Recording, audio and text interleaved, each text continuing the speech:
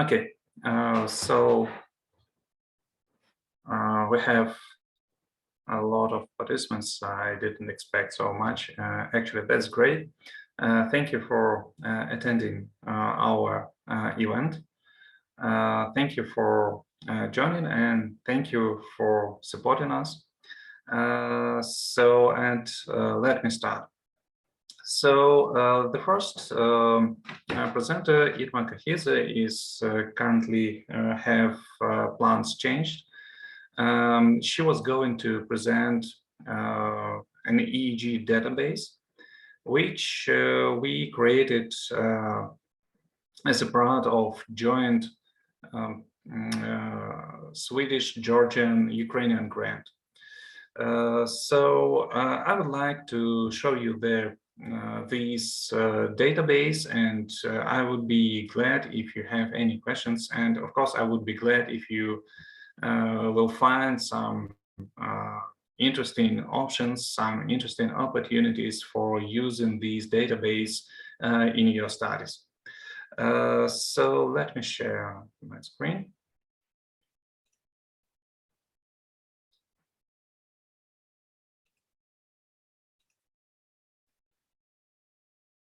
Okay.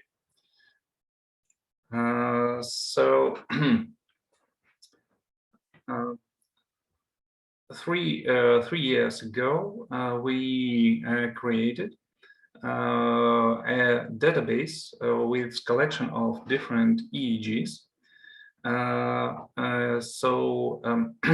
This database was created and currently is located and maintained using or under support of Georgian agency for developing different scientific activities, especially scientific activities in area of computational science and computational neuroscience as well. So this agency is called GREMA, and this agency is a national Georgian agency which provides specific services for keeping and maintaining pretty large files and pretty large amount of information. So our database is located on site EEGHUB.GE.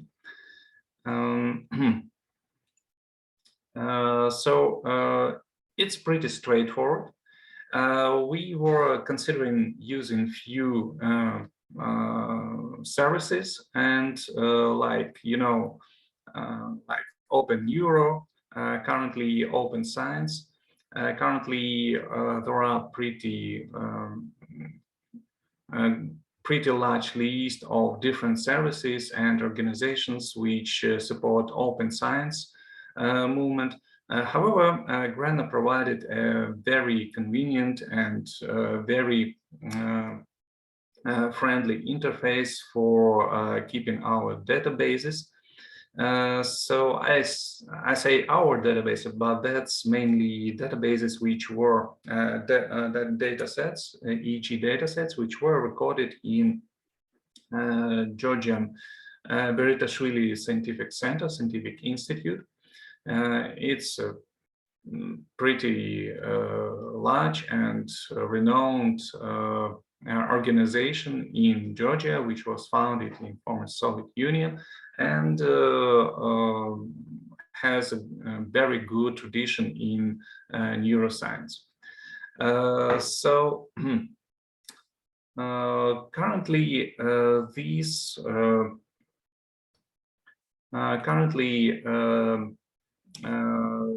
this hub contains approximately 4,000 EEG recordings. These recordings are organized or presented in EDF plus format. So it's a pretty common format which can be easily distributed and which can be easily read using common scientific tools like EEG Lab or simply viewed in a specific application which is called ETF browser. When you enter the page, the site of EEG-HUB, you can see a few important links, and one link is actually linked to ETF browser. It's a free distributed software, so you can easily download it and use for viewing and some analysis of physiological data recordings, and currently for analyzing EEGs. These EEGs were recorded mainly under condition of rest state. However, these recordings also may include some physiological load, some psychological load. This load is usually represented by flash and light. These recordings, which contains our database, these recordings were done in different persons, with different age, different gender, and different health conditions. Some of these recordings relate to normal subjects, subjects who have no specific health conditions, and some of these recordings relate to subjects with some specific conditions, with clinical conditions mainly,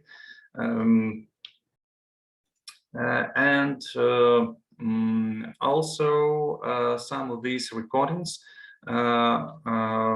contain information about specific pharmacological treatment which was used for this or that participant.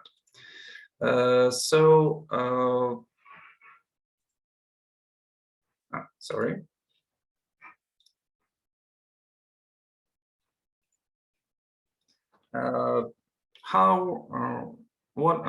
How you can use this database and how you can work. So the way is pretty straightforward.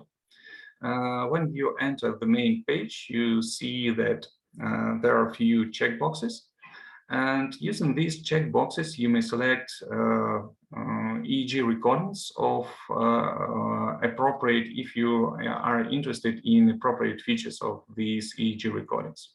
So these recordings are age. So you see that the age scope is pretty large. It starts from newborns and so ends with people with age over 50.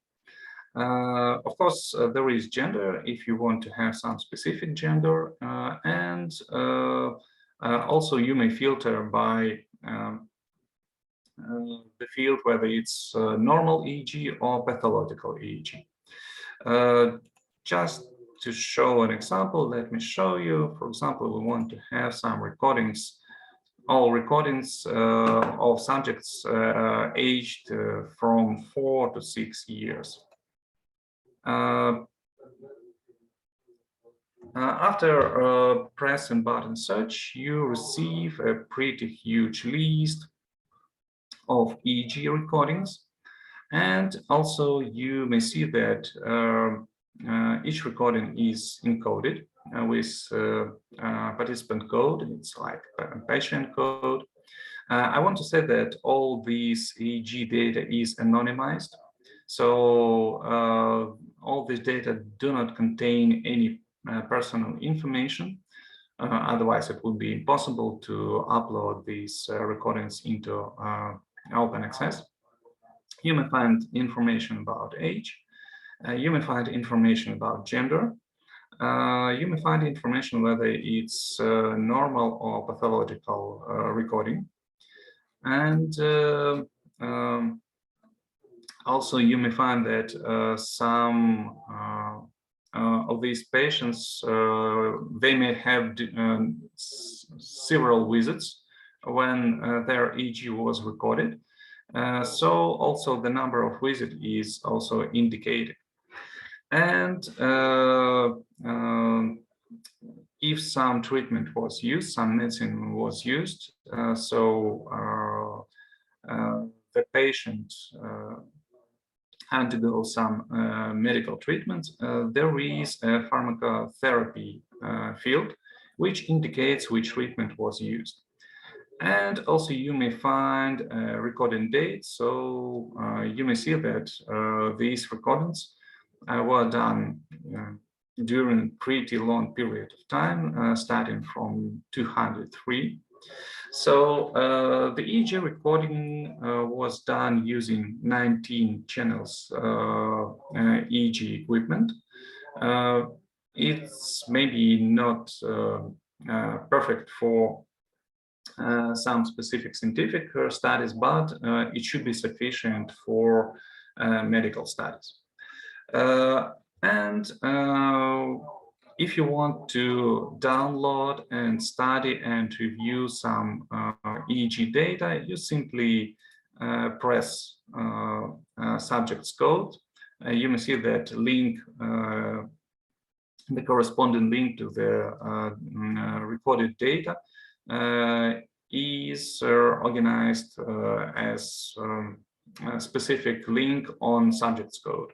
So you just need to click subject's code, and then you find the information about this one specific recording, and you may also find a link to specific data. So to specific file actually, which you can download and study with either browser or study with any other software which supports reading EDF files. So clicking file will start, clicking the link to the file will start the download. Okay, so that's the general overview of this database, and I hope it may have some interest for you, for your studies.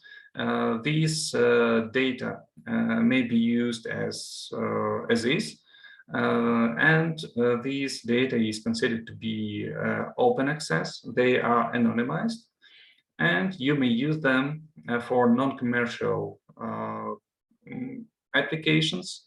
So with just no specific procedure. So you just need simply to download it and to use it.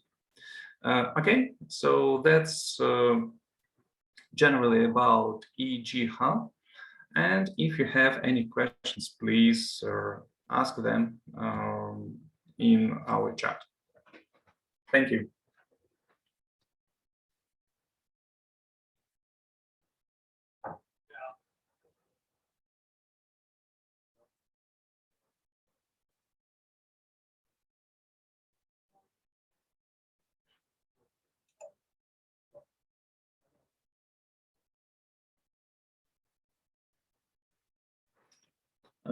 Okay, so is there a way to know what kind of pathologies were present? Some EDF files contain this information.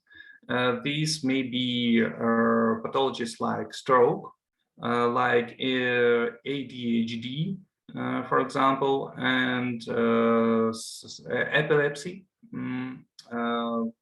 cases. So these information, if it's present, can be found in EDF file. So when reading EDF file with EDF viewer, you may check properties, file properties, and usually file properties may contain the information about specific pathological state.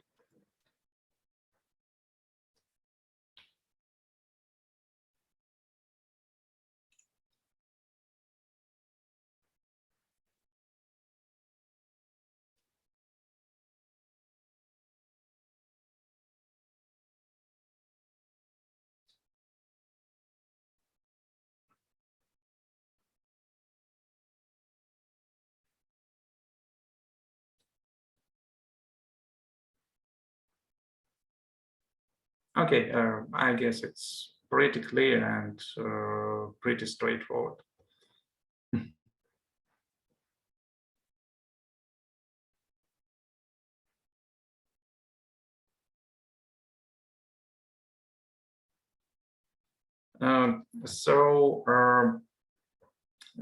Correct. So EEG for kids of early age, below 3, are very general. And whether EEG-HUB has month-by-month EEG.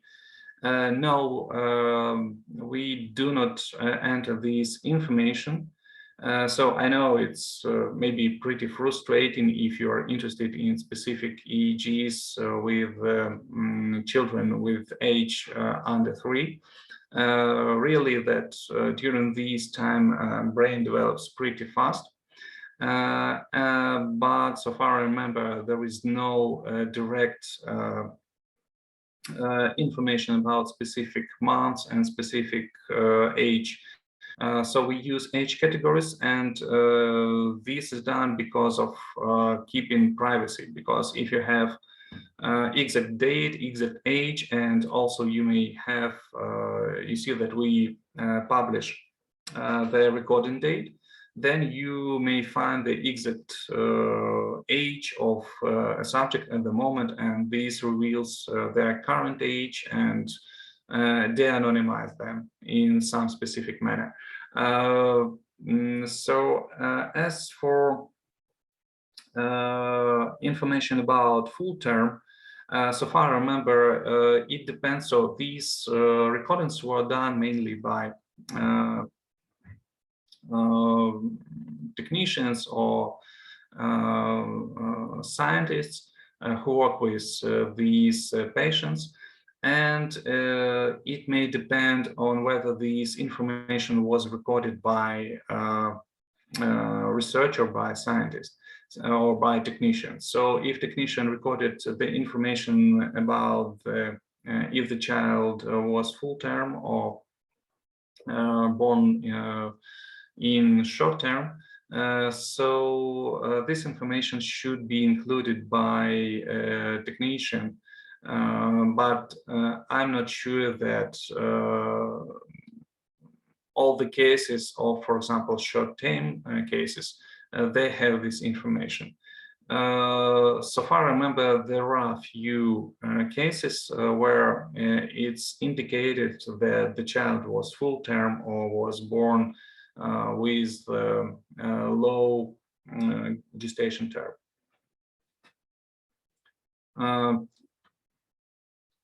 But this information wasn't intentionally checked and completed in all the recordings.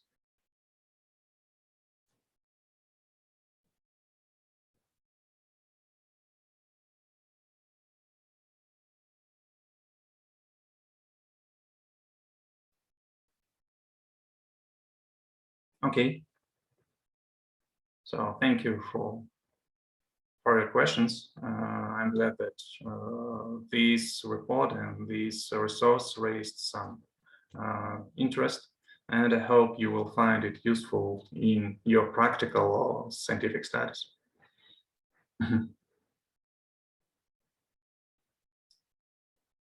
More information you may find, I just described in general the structure of this database, but more information you may find in manual.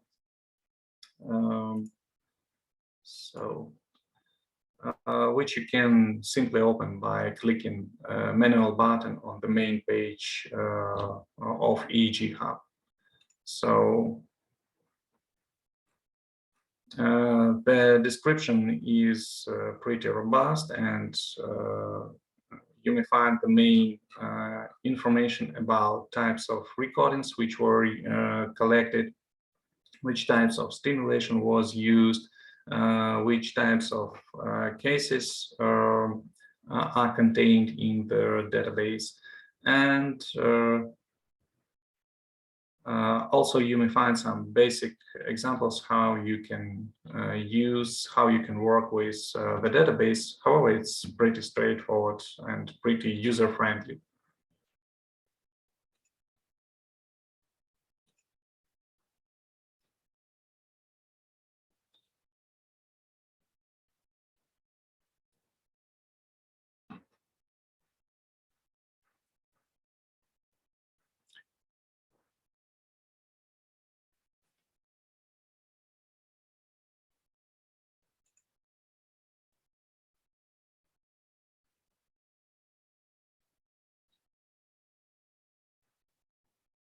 Okay, so if there are no other questions, then in 4 minutes, we're going to have the next talk. This talk will be presented by Eugene Chiu, associate professor at Purdue University. And hi, Eugene. Do you want to present already, or you want to have a few minutes to prepare? Doesn't matter to me. Mm-hmm. Okay, it's up to you. So you may start if you want, and I've set the properties of this conference, so you should have an access to presentation. I mean, you may start with presentation. So Eugene's main interest is cognitive flexibility, and she will present a talk, cognitive flexibility and cognitive control learning in the brain. So, Eugene, you are welcome. Thank you. Thank you for organizing this. Let me make sure. I'm on, right? You can hear me okay and see my slides? Yes, yes. Cool.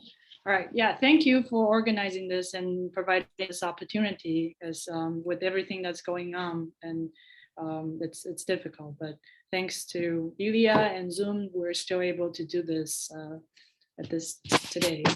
So today I'm going to present research from my lab, and my title is Cognitive Flexibility and Cognitive Control Learning in the Brain. These are my graduate students. I will present some of their work, so as well as my older postdoc work. Okay, let's see. All right, so our everyday behavior or actions are thought to be governed by two regimes, goals and habits. Goals and habits are, again, thought to be supported by distinct processes. So, for example, goals are thought to be a product of cognitive control, which includes a set of functions such as selective attention, task set updating, response inhibition. So to give you an example, when you go to a grocery store looking for apples, you might selectively attend to the redness of the apple in order to find apples. On the other hand, habits are kind of well-practiced motor responses. They tend to be bound to particular stimulus, and they are thought to be products of associative learning. So for example, every day I go to work, I arrive at the street, and then I know that I'll turn right to go to work. So I arrive at the street, I turn right. So repeatedly pairing this intersection or street with the response of turning right over and over again, it becomes just a habit of turning right to go to work. So behaviors or actions generated by these two regimes have pros and cons. So generated by goals and cognitive control tend to be very flexible and accurate, but they're generally slow. On the other hand, habits tend to be rigid, but they come out really fast. People would say that, oh, my habit just come out automatically. So that's what I'm going to talk about today. The question of, can we combine the best of two regimes and have something like automatic control? And do we do that? Basically, it's an appealing idea that we have these two separate, distinct regimes for behavior or actions. But is that really the reality, right? Okay, so before I go into specific study and question, I want to bring another related issue to this automatic control question. That is, it's kind of related to a separate lines of research that asks slightly philosophical question of what controls cognitive control. So the idea is that if cognitive control is a set of functions that allow us to carry out goal-directed behavior, then what control this seemingly kind of construct that banish homunculus. So cognitive control has thought to be, we don't need to talk about homunculus anymore. We use this cognitive control as a construct to talk about goals.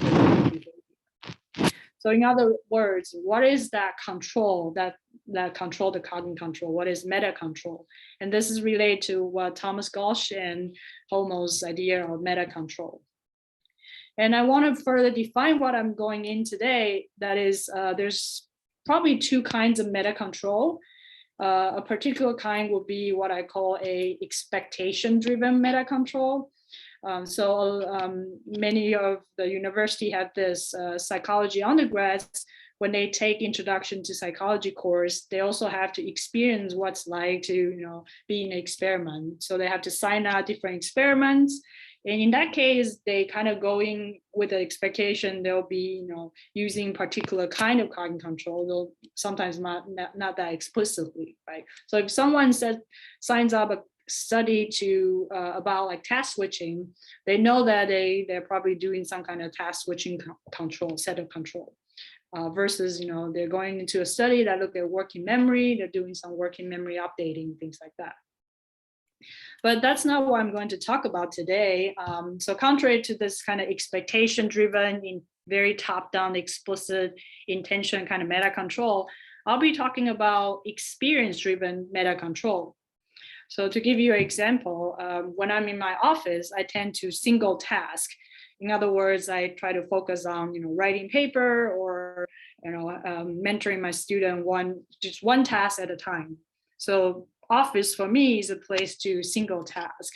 But when I go home, I'm totally switching to a different mode. I need to multitask. I need to switch a lot. I need to talk to my kids while cooking and then do this and do that. And the kitchen become a place that tend to prime my multitasking or task switching mode of cognitive control operations. Okay, so this is a different kind as opposed to the expectation kind that's probably very bottom-up driven and explicit. All right, so let me further define what I'm going to talk about today. So we use this term experience-driven meta control to describe how cognitive control is adaptive because it takes experience into account by noting that certain stimulus, such as a play, an object, and a particular kind of control demand co-occur frequently. And the control demand can be things like frequent switching or higher focus of attention. Okay, so I will tell you two studies today. The first one asks this question of, is there a single mechanism underlying different types of experience-driven meta control? And for this study, we're using a task switching paradigm I'll go into right away. But then the second question is, where is this experience-driven meta control in the brain? So this uses a different paradigm, but I'll illustrate the meta control first, and then hopefully the other one is easier to comprehend. Okay, so task switching paradigm goes like this. Participants are told that they're going to see images of object. In our case, there's many different kinds. In our case, they're going to see images of objects, and they're going to be asked to do a categorization task on this object. If the frame surrounding the picture is red, they have to do living versus non-living categorization. And after they press a key, we give them feedback such as the correct, incorrect. Okay. And following this trial, there's two possibilities. One is that the next trial use the same task. So it's again a red frame surrounding the picture. So subjects simply have to repeat the same task and carry out the living versus non-living categorization. Or the following this trial could be a switch trial where the color of the frame changes, which signaling the subject that they had to switch to a different categorization task. In this case, they have to judge the object is larger or smaller than a shoebox. It's meant to be a toy car, so it's like smaller than a shoebox. Typically in this paradigm, people are looking for behavior, so-called switch cost. So most likely the switch trials incur a longer reaction time, okay, and also a lower accuracy. So larger in reaction time and then higher error rate or lower accuracy. And we often use the difference between the switch and repeat trial as an index of cognitive flexibility. So the larger the switch cost, the lower the flexibility, the smaller the cost, the larger the flexibility. Okay. Actually, feel free to ask questions if it's not clear. All right. So going back to the first question, is there a single mechanism underlying different types of experience-driven meta control? And in this case, we kind of already know there are different types shown by different groups of people in different sets of studies. But we kind of want to put it together to test this hypothesis more directly. So people have shown that if you manipulate your stimulus structure, you can actually elicit something called a list-wise effect that you can see meta control across different blocks. Or you can manipulate the, I'll get into that in a bit, but you can also get something called item-specific effect to demonstrate meta control. So for us, we want to ask, we want to test this hypothesis, that is, if there is a single control or associative learning mechanism underlying different types of control, meta control effect, we should see a positive correlation between the two across subject, if we've done it within a subject, within subject design, okay? So this is what we did. My grad student, Moon-Sung Ken, very similar to the paradigm I just showed you, a very simple task switching paradigm. But on top of that, what we did was have this item-specific switch manipulation, such that half of the item will be associated with the high probability of switch, and the other half of the item will be associated with a low probability of switch. In other words, overall, the switch probability is 50-50. Subjects should not anticipate higher switch rate or lower switch rate, but there are some items, whenever it shows up, it's more likely to be on a switch trial. Other items, when it showed up, it's more likely to be on a repeat trial. Okay, and then your question is that, does this manipulation modulate switch cost? Is there any learning that's going on?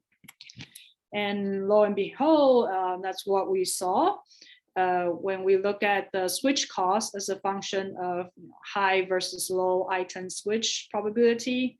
The high switch probability items incur a lower switch rate compared to items with a lower switch probability. Okay. And we call this kind of interaction ISSP effect. And we later described this as a reactive meta control because in this paradigm, subject cannot tell which item they will encounter until the onset of that item. Right? So anything that driving the differences between the two must come kind of reactively after the trial onset. They don't have any way to anticipate, is this a high switch item versus a low switch item? And that's kind of borrowing Top Braver's terms of proactive, reactive, turn in the dual mechanism of control framework. Okay. In the same subject, we also have another set of manipulation. That's what we call the list-wise switch probability manipulation. And here they will do a block of trials with a relatively low switch rate. In that list, half of the item is associated with a low switch probability, and the other half is associated with a neutral, a 50% switch probability. And likewise, or similarly, for the high switch probability list, half of the items are associated with a high switch probability, and the other half is, again, the neutral or unbiased items. Okay, and this time we focus on the 50-50 one, This is what we call the diagnostic items, because they are actually unbiased. So anything we see in these unbiased items are, interesting in terms of the list effect as opposed to item effect. Okay, and as shown here, we did see a reduced switch cost on these unbiased items that are embedded in a high switch probability list compared to these unbiased items that are embedded in the low switch probability list. So again, a modulation effect and indicated of learning or meta control. And for us, we later call this effect a proactive meta control effect. And because in this case, people can anticipate what's going on, because overall the list is overly high or overly low. So even before going into each trial, they might already anticipate most of the time I'm going to be switching. So they are using that kind of learning to help them in terms of modulating switch cost. Okay, so but like I said, both effects has been shown in different studies.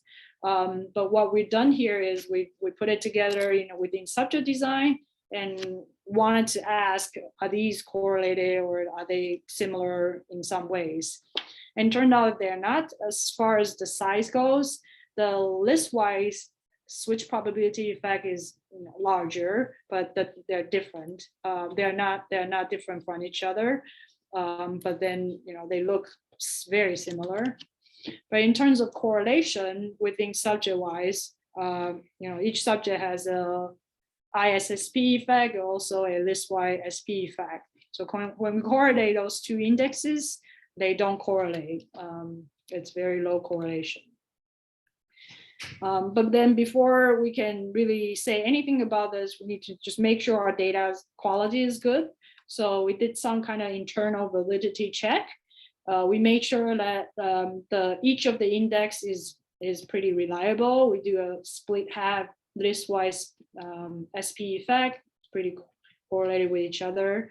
ISSP split half is also pretty correlated. And if we just look at the switch cost of the 50% block versus the biased list and biased block, the switch costs per se are correlated. It's just that this modulation or learning effect is not. Okay.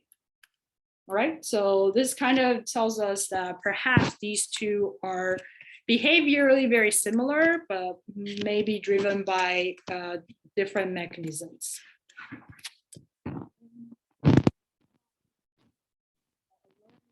As a training of cognitive flexibility, many people want to know, do they just generate, do they just stay within a paradigm, or is there any generalizability to this effect?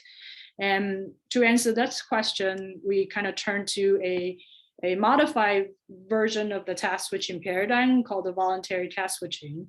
So in this case, subject will still do most of the Q trials that they were told what tasks to do. But at the same time, we also give them a chance to choose voluntarily what tasks they want to perform. So on this choice trial, no Q was presented, and subject was just choose whether they want to do the living versus non-living or the larger versus smaller task. And what that also means is that they're choosing to voluntarily switch or repeat the task versus the one before. And when we look at the ISSP design, we found that the items that was associated with a high probability of switching, people tend to also voluntarily switch with a higher rate compared to items with a low probability of switching. Okay, so indicating that this learned switch probability does generalize to at least to the voluntary switching case. And likewise, recently my other grad student take the list-wise design and also look at this voluntary switch rate in inducer versus diagnostic. And we also found the same thing, items with associated with a higher probability of switching in those high lists even though the diagnosis is 50%, also incur a higher voluntary switch rate compared to the one that are in the low list rate. Okay. So to wrap up this part of the study, we asked whether there's a single mechanism or a different mechanism. And we show these two different flavors of meta control. One is more proactive, the other is perhaps more reactive. And we show that they are mostly likely to be driven by dissociable mechanisms. Okay, so now turn to this question, perhaps more interesting to most of you of the Brain Awareness Week people. Where is this experience-driven meta control in the brain? Okay, and I'm going to turn to an older study of mine that used Stroop task. I won't go into too much detail because it's really complicated, but it's very similar to the switch probability paradigm I show you. So with the Stroop task, subjects are told to name the ink. Most of you probably aware, right? You have to name the ink as opposed to read the word, right? So in this case, blue, you just say blue because it is in blue ink. And that is the case of congruent trials. But other trials would be incongruent, where you have to say pink, but the word is blue, okay? So in the Stroop task, what people show is Stroop effect or interference effect, longer reaction time for the incongruent items compared to congruent items or trials, okay? And very much like the switch cost effect I show you, this can be modulated by proportion of congruency within list and items. This is actually what motivates all the study in task switching, a item-specific proportion congruency effect that Jacobi initially demonstrated, okay? However, later on, people went back to look at the data set and realized that perhaps what's driving this ISPC effect is not the kind of higher level learning I've been talking about, the meta control learning, but instead the design has a compound of a stimulus response learning, which is valid because the initial design of Jacobi and colleague did have that compound. So it's mostly driven by stimulus response learning. But then later on, Julie Bach and her colleague revised the design and data show that no, it's still possible to generate something like this pattern, ISPC pattern, but it's not due to the stimulus response learning. It's due to the meta control learning I talked about earlier. And we pick up kind of what Julie Bach had her design to look into this differences of these two learning mechanisms in the brain, okay? So in that study, we didn't use the word, color word Stroop, we use face and names. So subjects are told to name the faces. So in this case, Leonardo DiCaprio, they have to respond to the DiCaprio face, and the word are just distractors. So again, you can see this is a congruent trial, this is an incongruent trial. And again, we manipulate the contingencies, but suffice to say that we basically generate two conditions. One is meant to elicit this stimulus control learning, having phase the target to signal the proportion congruency. And the other condition using the names, which is the response part, to generate the to predict the congruency. So again, this is much more complicated than I need to expand here, but we have very similar to design conditions, and we want to contrast them to see what brain regions is elicited by this SC learning versus SR learning. Okay, behaviorally, as predicted, we kind of generated two flavors of the ISPC effect. On the right is the response learning pattern. This is a much stronger ISPC effect, as you can see, almost like the opposite of the congruency effect here. But the stimulus control learning is much weaker in terms of the ISPC effect. So you can already see that you can tell that they kind of differ, but then behavior, again, very similar by these 2x2 interactions. Okay, so next step, we contrast these two conditions, and it turns out that they do recruit very similar brain networks as the behavior show, right? They're very similar behavioral pattern. Mostly the frontal and the parietal, a lot stronger in the parietal for the SR learning compared to SC, but similar sets of brain regions. This is the fusiform because we're using a phase task, right? And then most interestingly is when we build a reinforcement model to model the SC learning versus SR learning, we contrast that model, and we found that the caudate of the basal ganglia seem to be additionally recruited by this SC learning compared to the SR learning. So this is kind of very interesting to us that the SC learning is not just elusive, but there is some kind of brain mechanism underlying it. As far as the unique region for the SR versus SC, is mostly in the parietal. So kind of the mapping, SR mapping kind of network. Okay.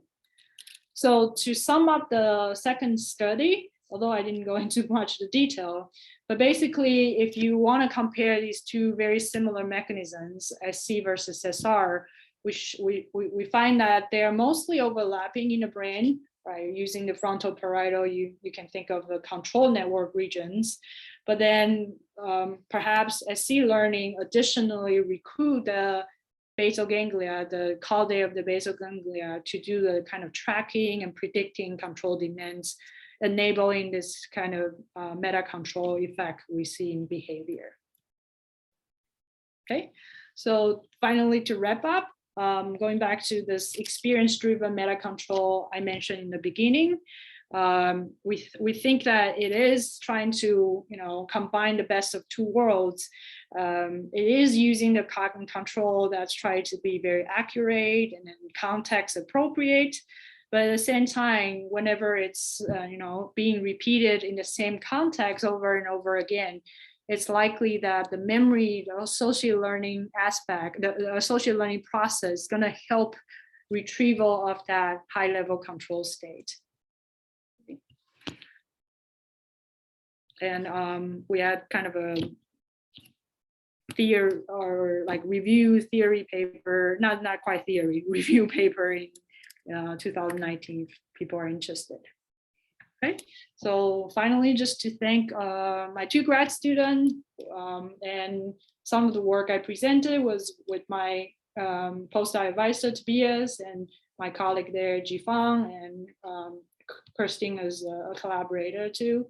And then thanks to all these undergrads being helping us to run studies at Purdue. And please let me know if you have questions.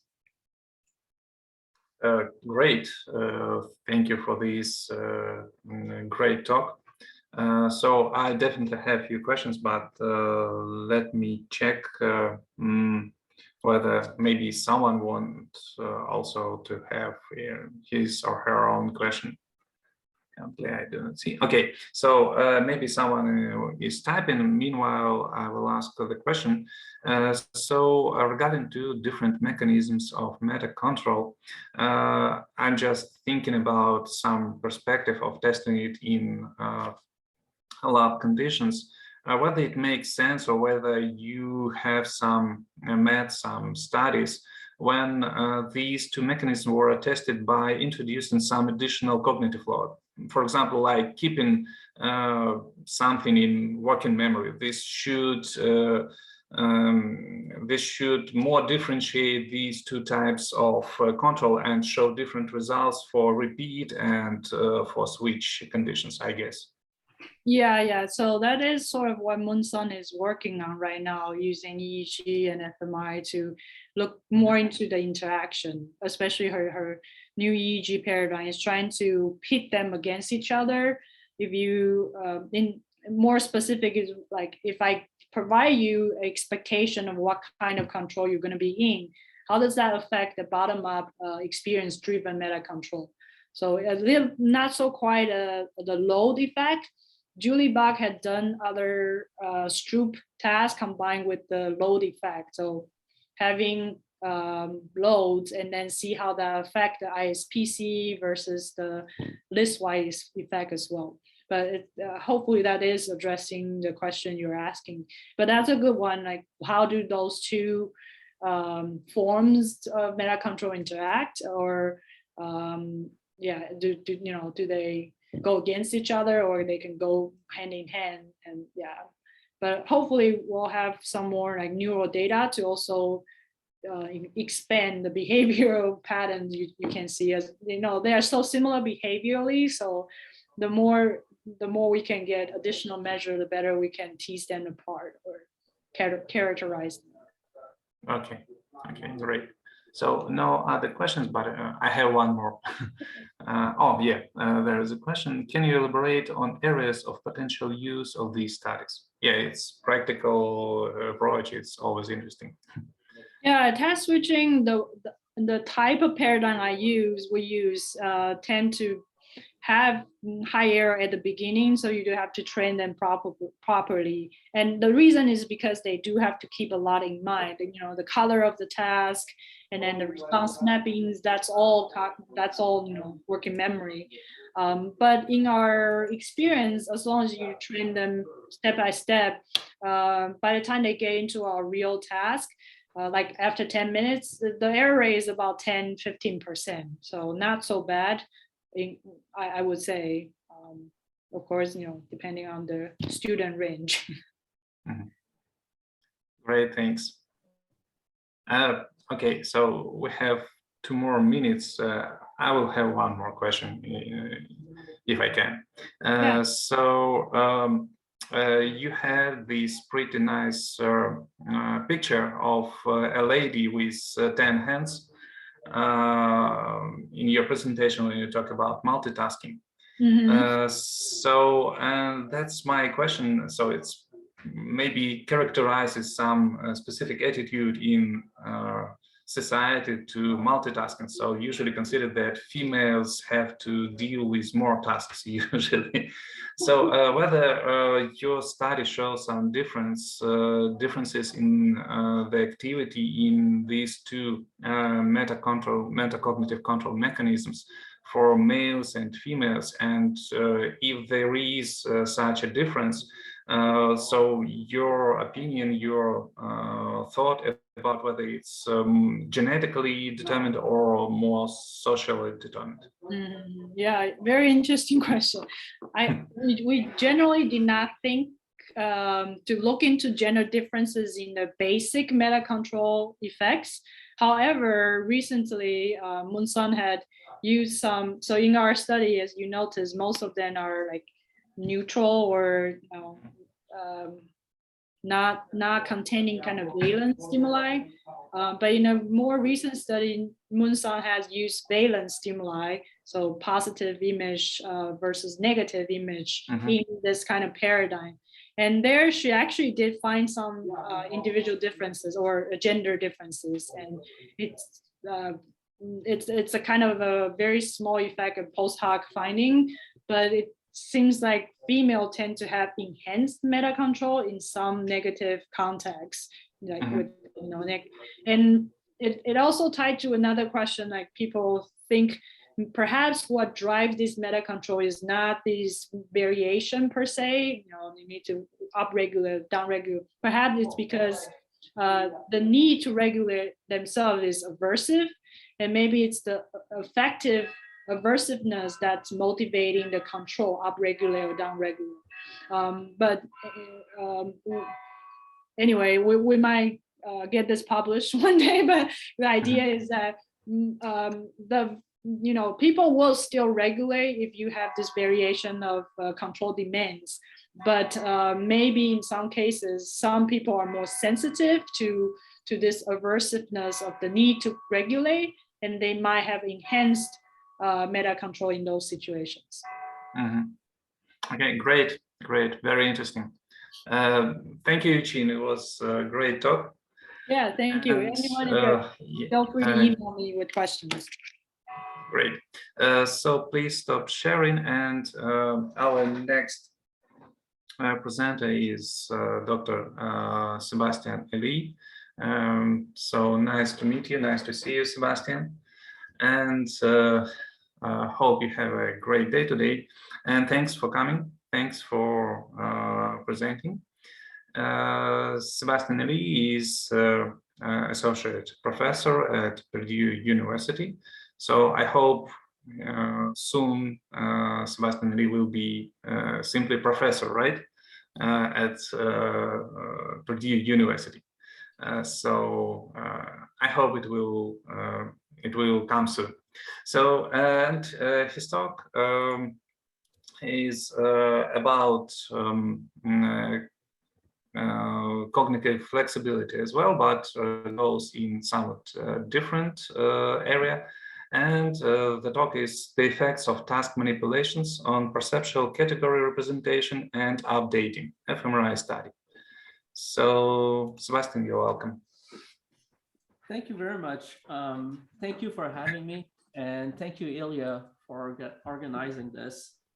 So let me share my screen. So can everyone see my slide in full screen now? Yes, it's not full screen, but yeah. How about now? Yeah, that's great. All right. Okay, well, so today I'd like to talk to you all about some ongoing research in my lab related to the mental representation that gets created when you train participants in a specific task. So our story begins with instrumental conditioning. In a typical conditioning experiment, the animal, and here I'm including humans and animal, will typically go through 3 different phases. The first phase is going to be the acquisition phase, where the animal essentially learns to associate some behavior with some reward. For example, here, the rat might learn to lever press when they see a red light, and that gives them a food reward.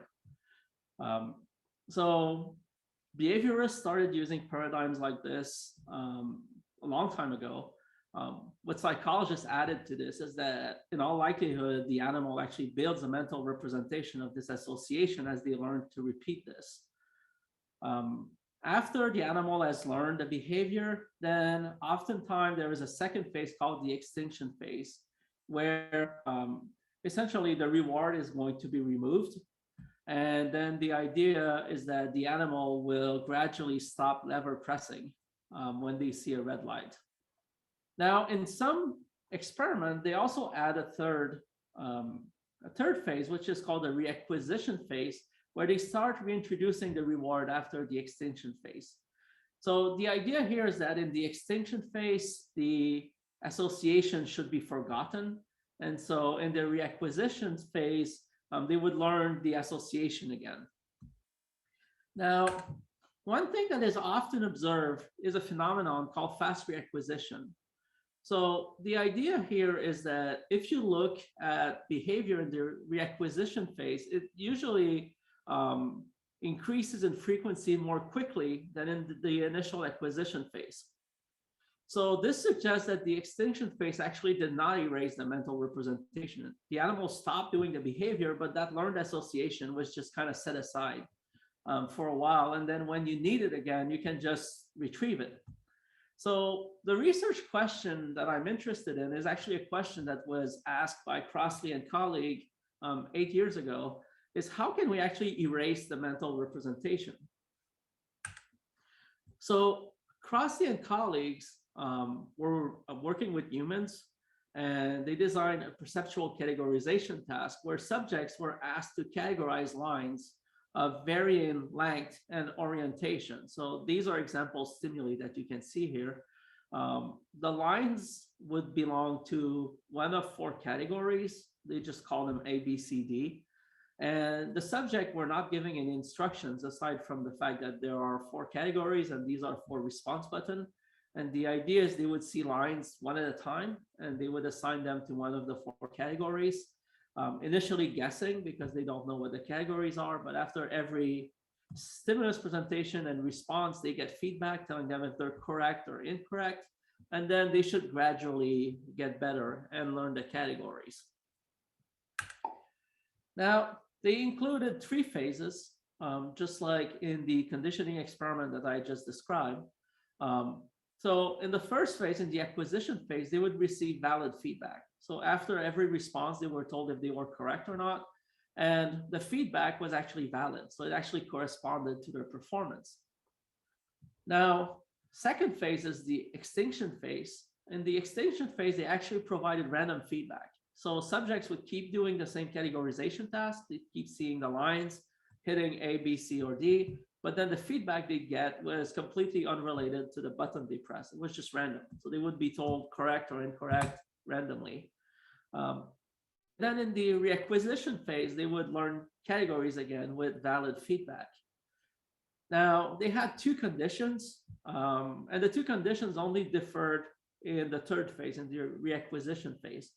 So the relearning condition included the same categories in reacquisition as in acquisition, whereas the meta-learning condition, the subjects had new categories to learn in the reacquisition phase. So acquisition and extinction was identical in the 2 conditions. So here are the results they got in the first experiment. So this is the accuracy learning curves. Accuracy is on the y-axis, block numbers on the x-axis. The full lines is the relearning condition, and the dashed line is the meta-learning condition. So it's pretty easy on the graph to see where the phase changes in the experiment. So the acquisition phase here, you can see the 2 conditions learn at about the same rate, and they get to be about 70% correct. There's no difference here, and there shouldn't be because the 2 conditions are doing the same thing. Then there is the extinction phase where accuracy goes down to about 30% correct. So there are 4 categories here. So chance performance is 25%. Again, everyone's doing the same thing, so no differences here. And then there's the reacquisition phase where they start getting valid feedback again. And here the 2 conditions differ fairly clearly. So in the meta-learning condition, the dashed line, which you see here, subjects are learning a new categorization problem. And as you can see, this learning curve is pretty gradual and kind of looks like the learning curves you saw in the acquisition phase.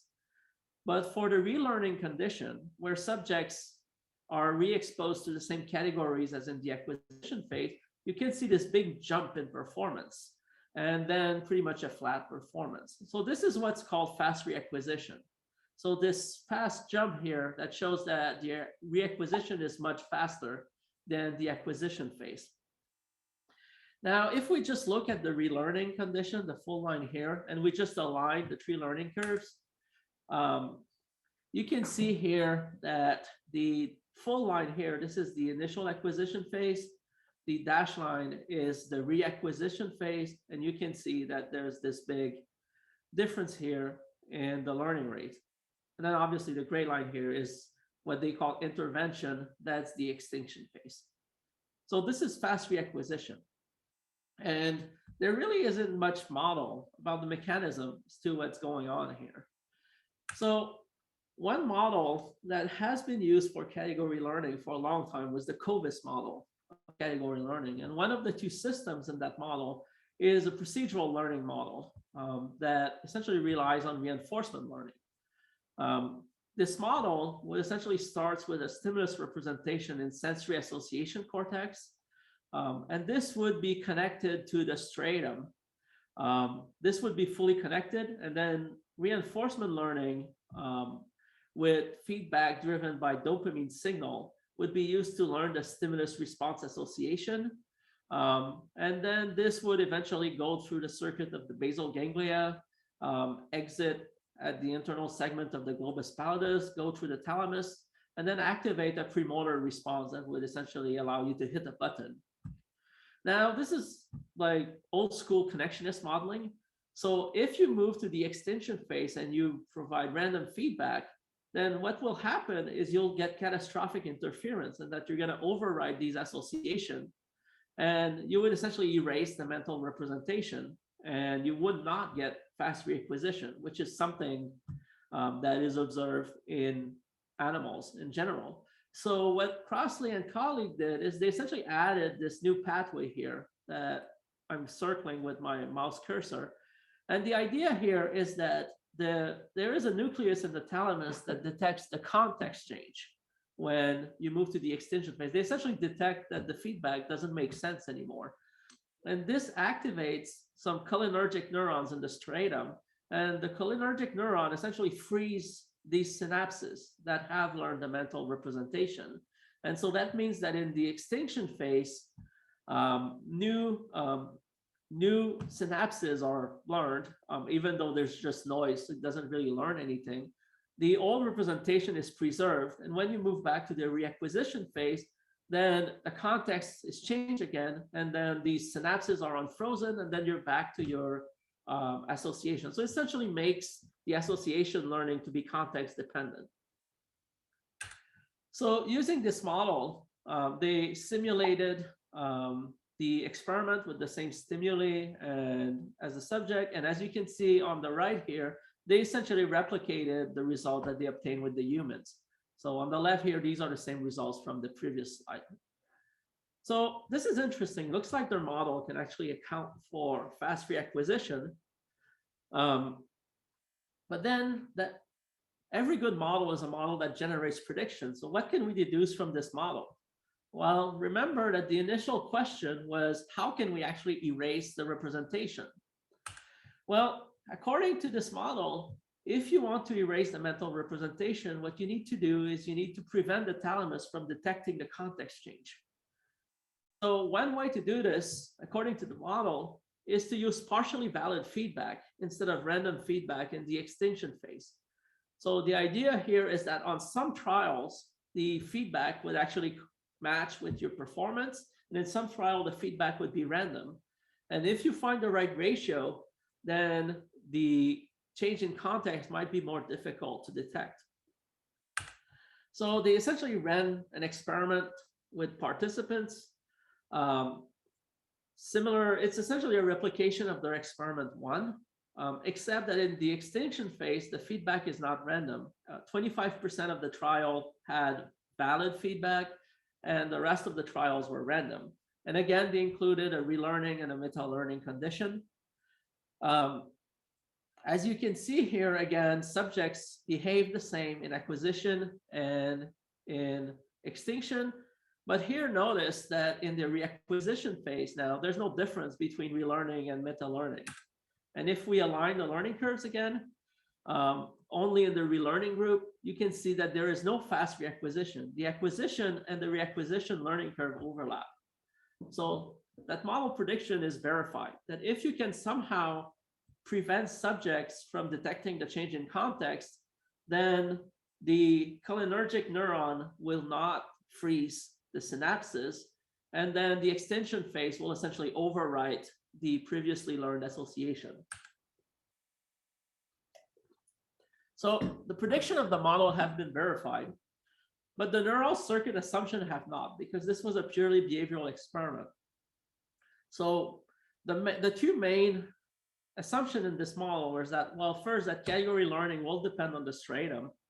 This is an old Covis assumption, so it's not something new from the Crossley et al. Model. But what's new from their model is that the feedback manipulation should affect the thalamus. This is where the context change will be detected. So this is where I come in. I decided to try replicating their findings at the Purdue Life Science MRI facility using an fMRI design to essentially look at the brain circuits that we're obtaining. Now, before I start discussing the new results that I'm going to be sharing with you, I want to make clear that this is an ongoing study. The study itself is done running, but the data analysis is not finished. So the results I'm going to be presenting to you are not necessarily final. The analyses themselves are final, so the results are the results. But there are additional analyses that I'm planning to run, and that might change the interpretation of the data depending on what the results of these initial analyses are. So the result I'm showing you here are final, but keep in mind that my interpretation might actually change when I'm done analyzing the data. So we used a rapid event-related design. We actually used same kind of stimuli, so lines of variant lines and length and rotation angle. We made the task a little easier because we wanted to be able to fit the experiment in a single session. So I didn't mention that, but the Crossley and all experiments had multiple sessions. We had 40 participants and we had 2 conditions. So we essentially scrapped the meta-learning conditions in the 2 experiments. And so our 2 condition corresponds to the relearning condition in experiment 1 and 2 from Crossley and all. So our 2 conditions include an acquisition phase, an extinction phase, and a reacquisition phase. Acquisition and reacquisition is the same in both condition in that they're learning the same categories. The only difference is in the extinction phase. In one condition, the extinction phase used random feedback, and in the other case, they use partially valid feedback.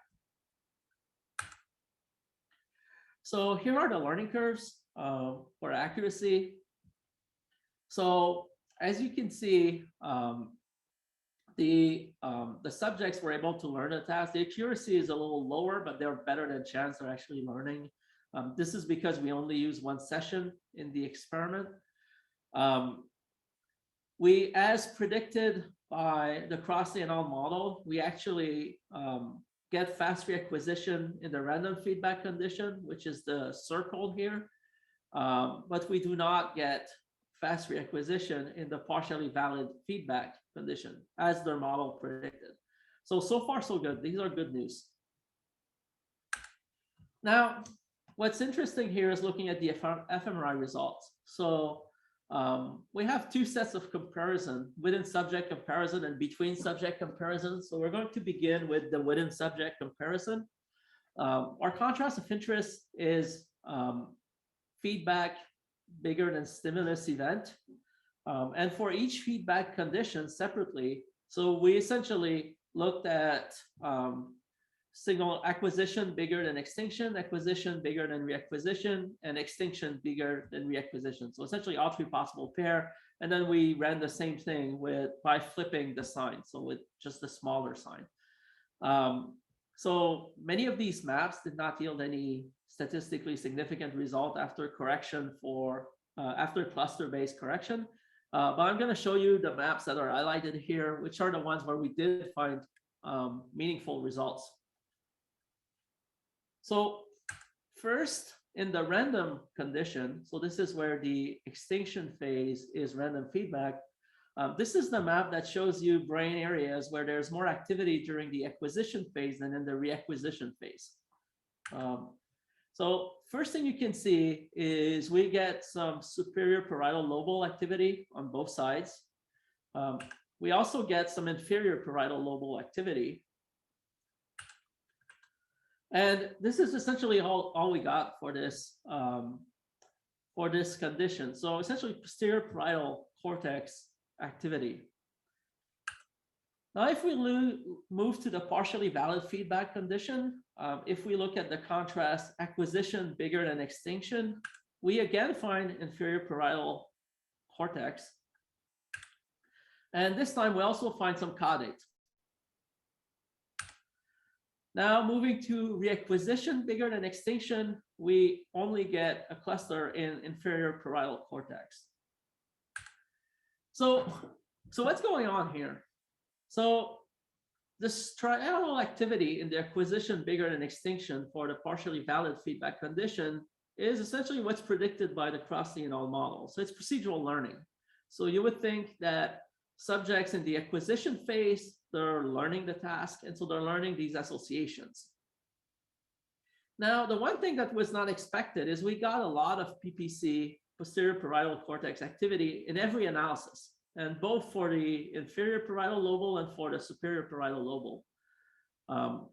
These 2 brain areas play an important role in attention.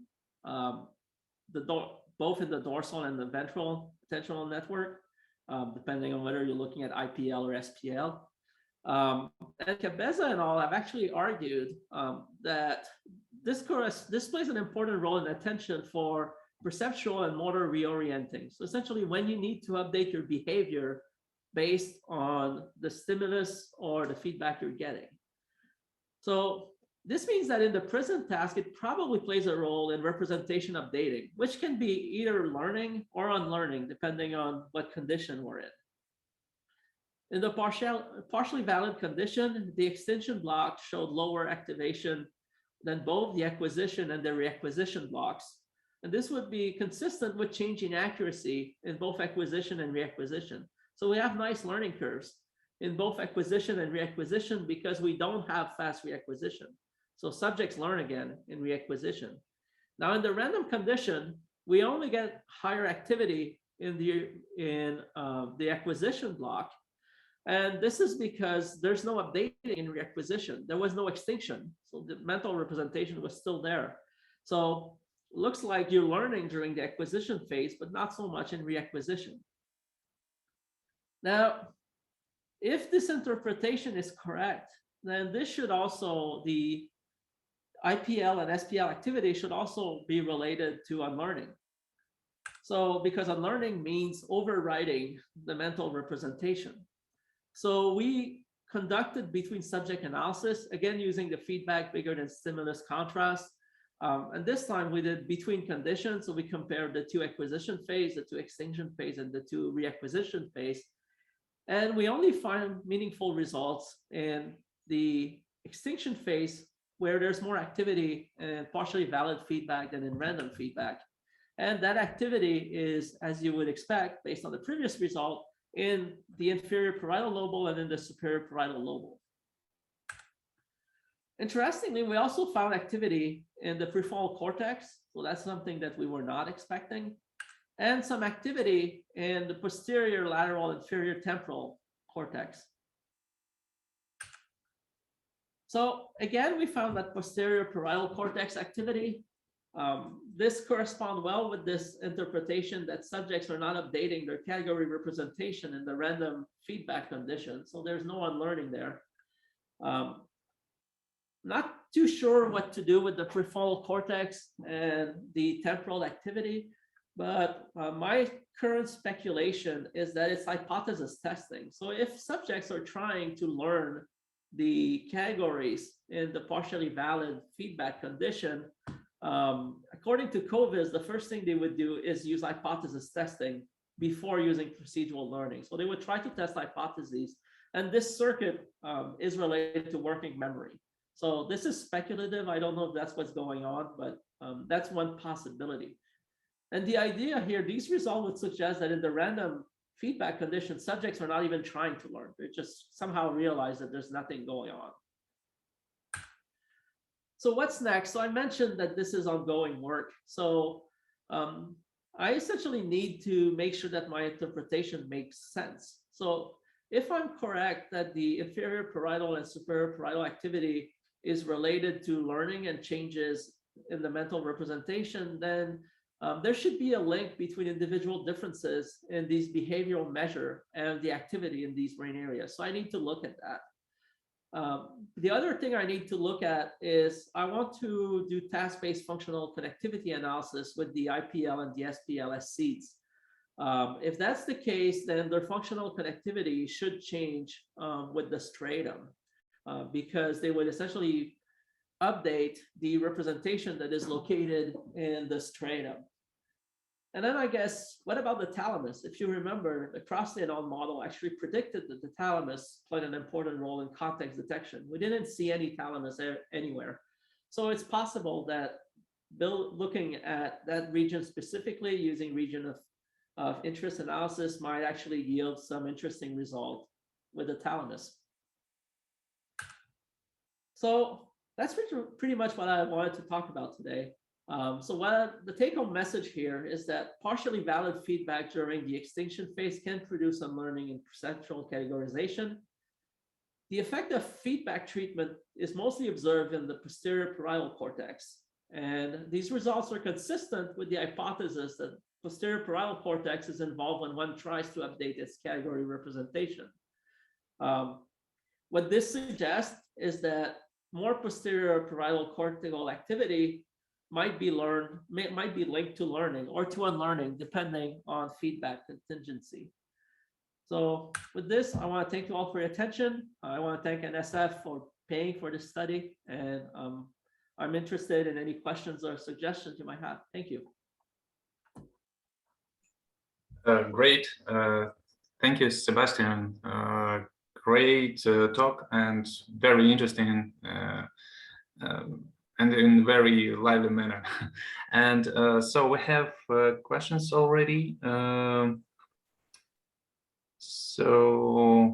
Okay, we have 2 questions currently, so let's go in this order. Is it expected to find differences in mental representation erasure depending on the stimulus type? Also, are these researchers dealing with more precise frequencies and or order of presenting stimuli under a condition of partial validity? Okay, so the expectation here is that according to the model, the stimulus, the exact details of the stimulus shouldn't matter much with regards to where the association is learned. What would matter is the category structures. So if you can actually categorize the stimuli using some kind of verbal rule, then you would expect a different brain circuit to learn the categories. So the assumption here is that the stimuli are learned using procedural learning or implicit learning. Otherwise, we might get different kinds of results. Now, with regards to frequency of stimuli and ordering of stimuli,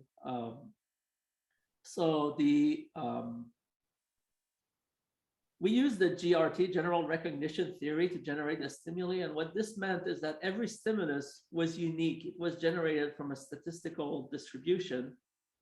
And so the subject never saw the same stimulus twice. Every stimulus was unique for every subject. And they were generated essentially on the spot. So there was no specific ordering. It was all randomized. Subjects saw 600 stimuli, and each stimulus was unique and generated on this trial. Okay, great. Thank you. And we have second question. Yeah, it's very important, maybe in studies, especially in US. So in your study, did you ask participants if they were diagnosed with depression and if they were taking any antidepressants? So it may substantially impact on learning process. So that's actually a really interesting question. So we did not ask that question.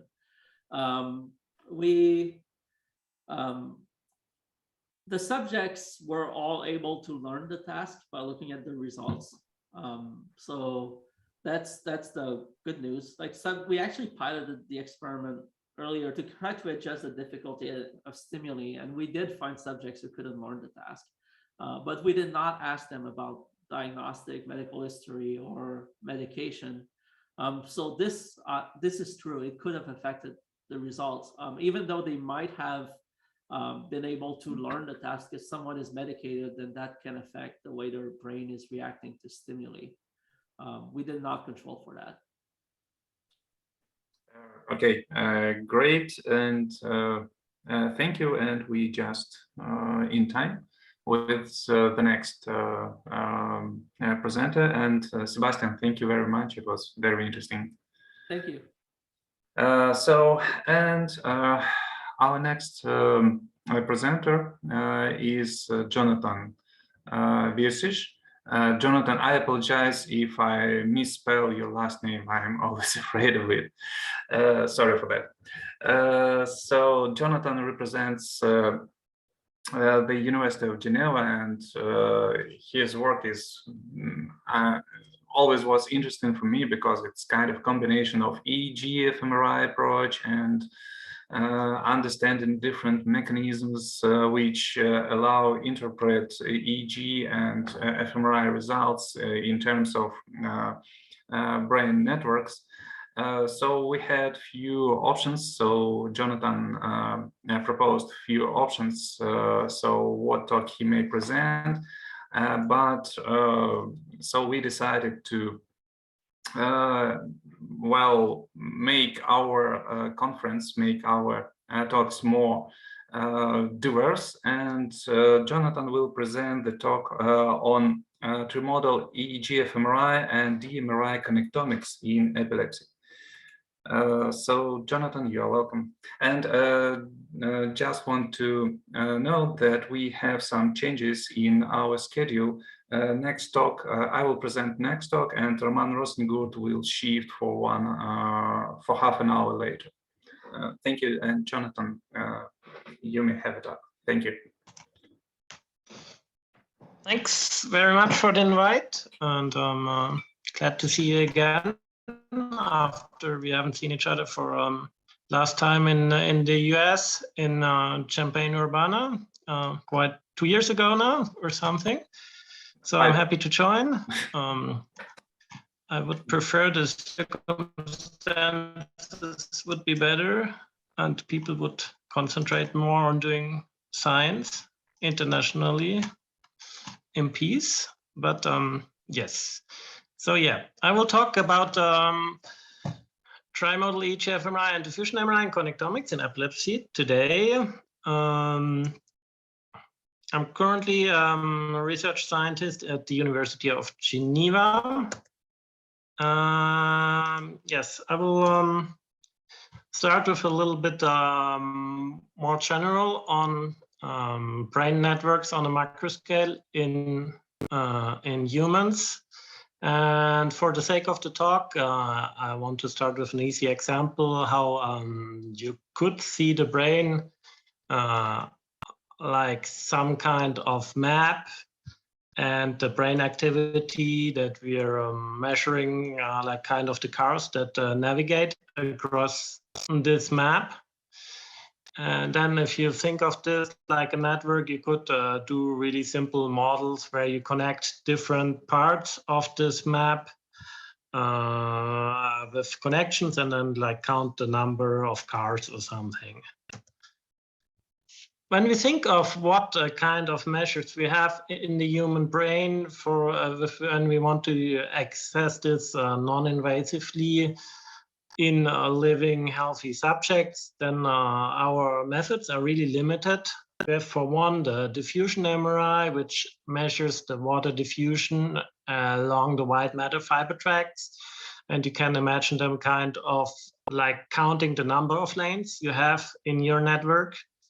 Then we have the Bolt signal, which is a really indirect measure of the function of the brain. You can imagine this like kind of, don't measure the cars directly, but you measure where the cars take up gas. And finally, we have the EEG, where we put electrodes on the scalp of each subject. Then again, we don't measure direct activity. We measure the electrical activity of populations of neurons that could be kind of compared to the smog that is caused by cars, and we only see what's happening on the surface, and we need to reconstruct where the activity exactly comes from. So with this image, I will go into more brain-related discussion. So I'm interested in both functional and structural connectivity in the brain. And functional connectivity is the measure of, for the sake of this talk, of macroscopic brain regions and the statistical dependence between two brain regions. Normally, we record this activity during resting state, so the subject is told to do nothing over 10 to 20 minutes. This functional connectivity does exist because there are real underlying fiber bundles in the brain, the so-called structural connectivity.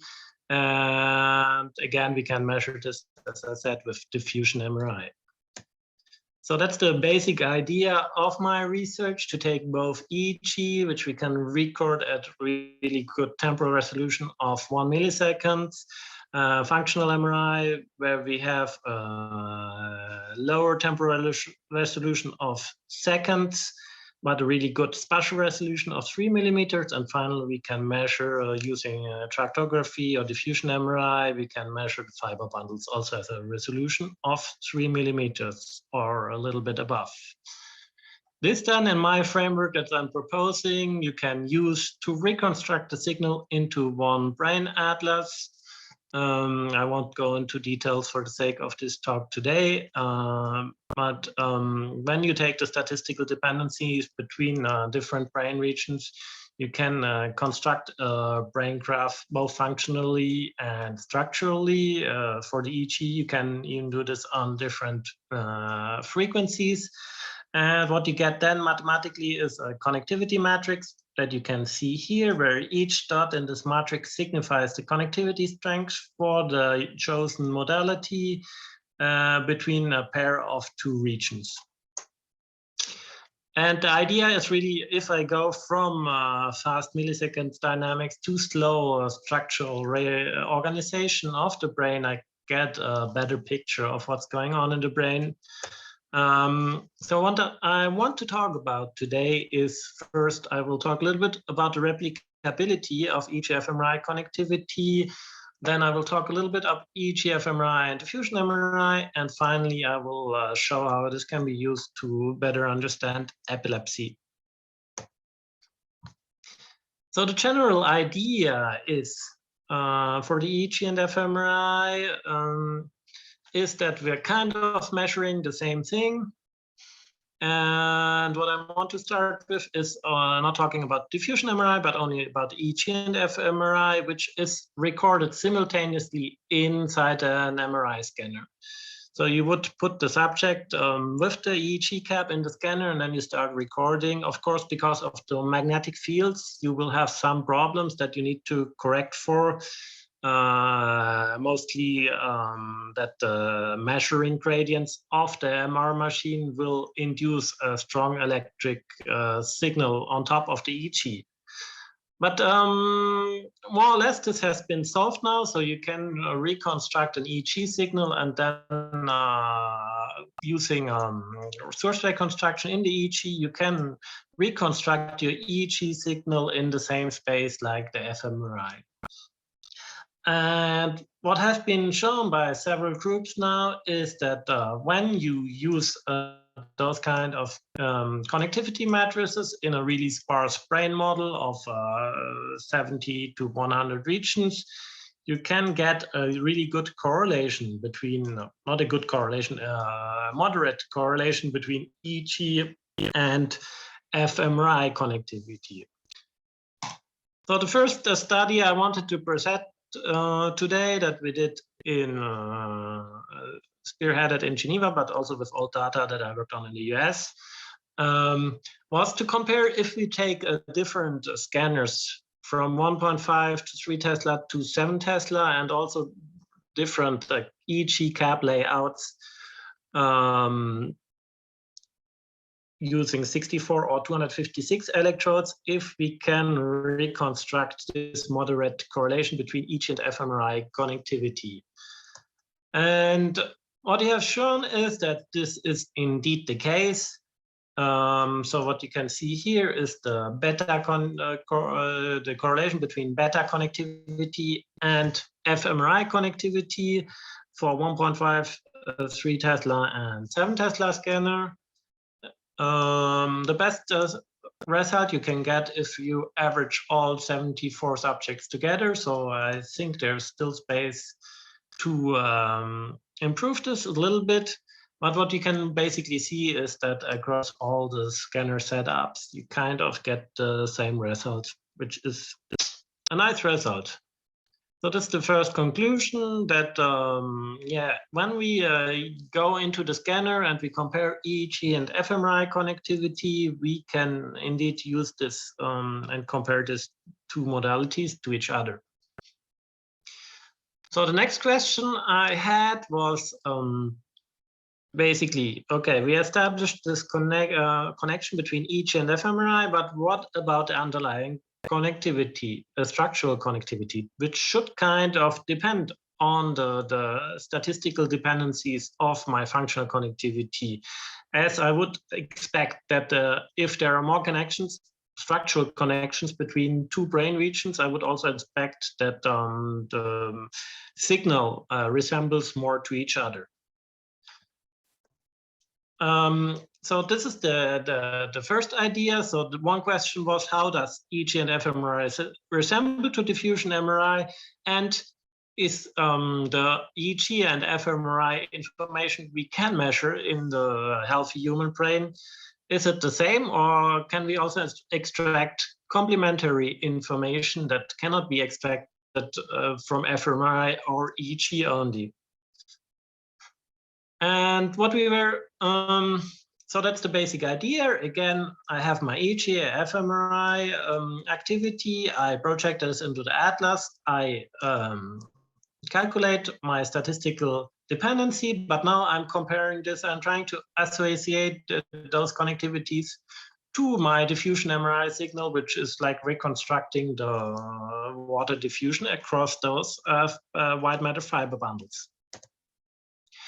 And what we were able to show is that when we want to predict in a linear model diffusion MRI from different parameters, we can show that, of course, the structural connectivity is most predicted by Euclidean distance, which means short connections have much more structural connectivity.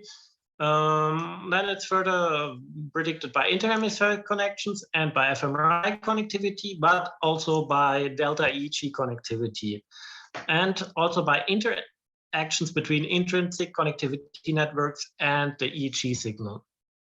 So what we were able to show in this study is that the diffusion MRI does not depend only from the fMRI signal. The fMRI signal captures some dynamics, or like average dynamics of the diffusion MRI. But when we use EEG, we can extract additional information, which will help us to better predict, or like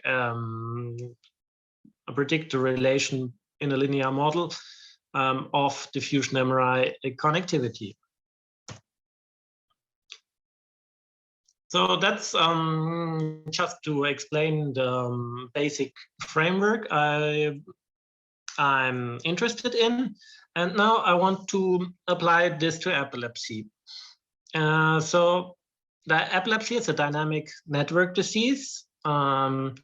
And it concerns about 1% of the populations, and 30% of this population does not respond to anti-seizure medication. And for those patients, the only options will be epilepsy surgery. If the epilepsy is untreated, this goes along with around 9% increased mortality, so it's quite a burden onto the medical care systems of a country. What you can see here is an epileptic seizure as measured by intracranial electrodes in the hippocampus and the thalamus. So this is the kind of activity we want to understand. And normally when we do this, when the clinicians do this exploration of the epileptic network, they kind of try to define from an eventual lesion the epileptogenic network and the propagation network where the epileptic activity propagates, but which does not induce any epileptic activity by themselves. And what we want to do by using medication or by doing surgery is to suppress this epileptogenic network so it cannot propagate in the rest of the brain. So that's the basic idea. What you probably can see that indeed the network approach that I just presented might be a valid idea to use this clinically, because when we want to look at when we look at a healthy network, we can see that this is different from the brain activity from an epileptogenic network. And what we want to understand better is why some patients do not respond to anti-seizure medication, and why can't we always delineate the optimal epileptogenic network? And the part of my research is interested in how EEG and fMRI and diffusion MRI can be used to better understand the effects of a medication or surgery on the epileptogenic network to suppress the propagation of the epilepsy in the whole network. And the studies that I wanted to present today is first, when we go back to our map, if we see here, for example, a Saturday night, everybody wants to go back from the beach and wants to go back to the speedway. And then, of course, there's like a traffic jam. And that's what you can also think of epilepsy like, that some routes along the brain are jammed by the epileptic activity, and the brain needs to find alternative routes to function properly. And we wanted to understand this better by using a face recognition task, as it has been shown that epileptic patients have memory problems. And what we did here is to use both EEG and fMRI to better understand those dynamics. So here we presented famous and unfamiliar faces to epileptic patients. Then we put this through a framework of intercomponent analysis to extract the EEG activity of the task at different time points at 170 milliseconds, 400 milliseconds, and 600 milliseconds. So the 170 milliseconds is more linked to face recognition activity, while the later components will be more linked to the memory retrieval. And when we do this in healthy subjects and we correlate this to fMRI, we can really find strong occipital activation for the earlier EEG components, while the fMRI signal of the 600 milliseconds will be more located frontally in the brain. When we do the same thing in epilepsy, we can see that we still have this occipital activity, but the activity at 400 milliseconds and 600 milliseconds cannot be reconstructed stably in epileptic patients, because they have probably different workarounds to establish the memory retrieval, which cannot be generalized across patients. So that's the conclusion of the study I showed here. The face recognition process seems to be altered in temporal lobe epilepsy. And the next thing I wanted to understand is, what about the interaction between structure and function in epilepsy patients? So the idea is that the healthy structure in the brain, we have just those normal lanes in the brain, but in the epilepsy, the structure might be both altered by the an initial epileptic lesion, but also by the constant epileptic activity and seizures. And we wanted to understand how this structural change is both related to EEG and fMRI. So the first thing we were looking at is only the fMRI connectivity and the diffusion MRI connectivity. And what we were able to show is that when we use the graph theoretical measure of search information, which is like a kind of weighted path length, is that we were able to show that in right temporal lobe epilepsy, this search information is much higher in epilepsy patients, which suggests a more random network in epilepsy. And we were always also able to show that this increased search information is also more correlated to the functional MRI connectivity, which suggests kind of a fallback of the fMRI connectivity to the structural network, which probably linked to that the epileptic patients have less dynamic activity. The second thing I wanted to look at, what I'm currently looking at, is to understand the correlation between EEG and fMRI connectivity in epilepsies.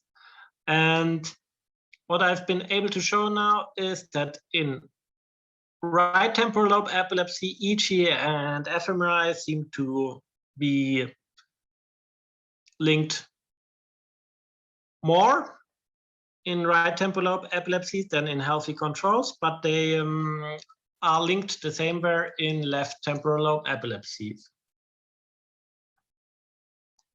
While in left temporal lobe epilepsies, the correlation is a little lower as compared to controls. And this seems also to be in line with the literature that has shown that right temporal lobe epilepsy have more a global reorganization of the brain, while left temporal lobe epilepsy is linked only to local reorganization of the functional connectivity, which would explain why we have for right temporal lobe epilepsies difference in the correlation between EEG and fMRI, while we have only a little difference between left temporal lobe and healthy subjects.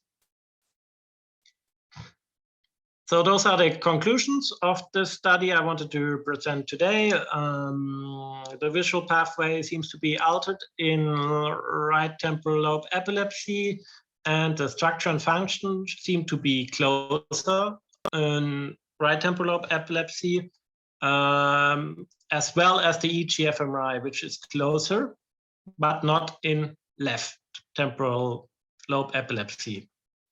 So this questions a little bit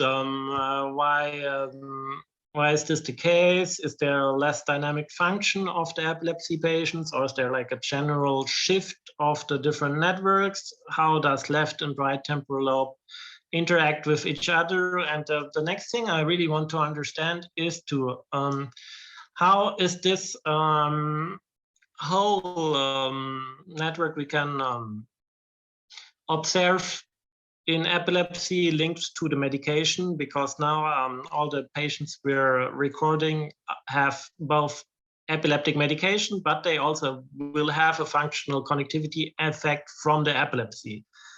And to discern this a little bit, then I want to look a little bit more into how diffusion MRI, which should reflect only the change of epilepsy, how is this linked to the EEG and fMRI, which has both the epilepsy propagation network, but also the changes due of anti-epileptic drugs.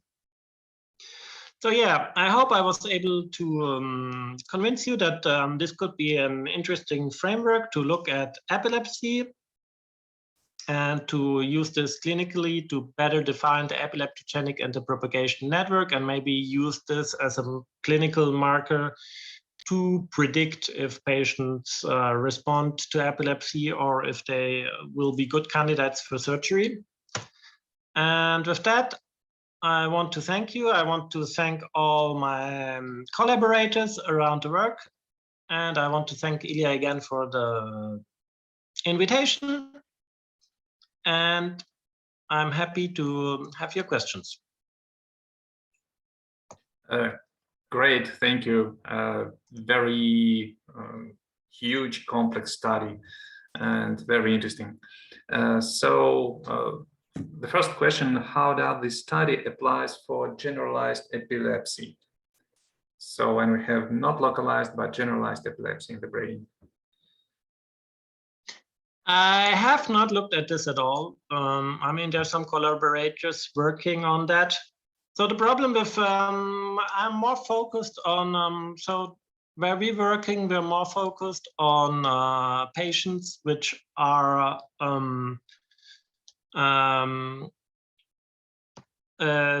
observed for epilepsy surgery and generalized epilepsy. Normally you cannot treat them at all. So this would be a really interesting topic, also looking into responders and non-responders of generalized epilepsy to better understand this and maybe to develop new medications, as you cannot treat them with epilepsy surgery. So maybe there's even a higher need, but I did not look at this at all. So I don't know how it relates to generalized epilepsy. But there's data coming. Okay, great. Okay, one question from my side. So far I remember, there are also ultra slow EEG rhythms, like below 1 Hertz, and they are highly related with metabolism, metabolic changes in neural tissue. So whether in your plans, or maybe you have other studies which also have a look on these ultra slow EEG rhythms in this area. Mm-hmm. Yeah, as you probably know, is that you have kind of a problem with the ultra slow rhythms, that you have the drift of the amplifier. So normally the recordings I'm doing right now will be filtered at 0.1 Hertz. So I'm just to avoid the drift of the amplifiers. So I have absolutely no possibility in my data to look into that, but I've seen papers from, I think in Finland, there were some big papers on showing how those ultra slow frequencies indeed link to the fMRI. And I know in Champagne, they still do turn off the drift correction. So, but yeah, I don't know. Okay, it's complicated. It's an open field. It's an open field. Would be interesting to look into that. So it's maybe not the question to EEG, but more like MEG, maybe related. So yes, it's more appropriate technique for studying this, but it's not compatible with fMRI. Yeah, the problem is that if you want to look at dynamics, you cannot do this concurrently. So the advantage of the EEG-fMRI here is that I really have a direct match between the EEG, like the epileptic abnormalities, and the events I can measure in the EEG, and I can directly link this to the fMRI. If I want to do this kind of dynamics, because I cannot record it simultaneously, I won't be able to do that. So I need to match different sessions, and then I get into another problem. So yeah, ultra slow would be probably better for MEG, but then I'm interested really in the fast epilepsy dynamics and how they link to fMRI. So yeah. Okay, great. Thank you. Thank you for the great talk, and thank you for supporting us. Thanks. Thanks. Okay, so so far I announced we have a change in our schedule. Now I will present my ongoing study in Purdue University. So, and in half an hour there will be Roman Rozengurt presenting his study.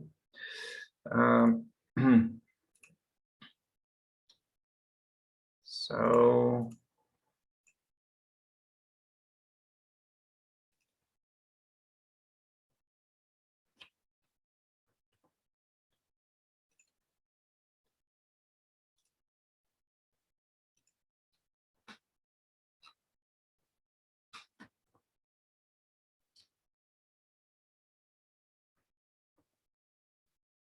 Just a second.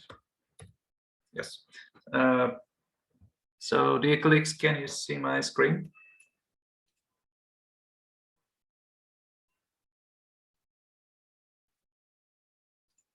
Great.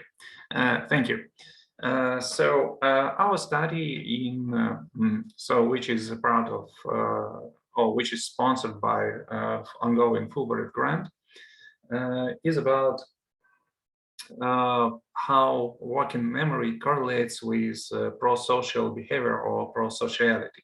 So this study continues our studies in Volyn National University.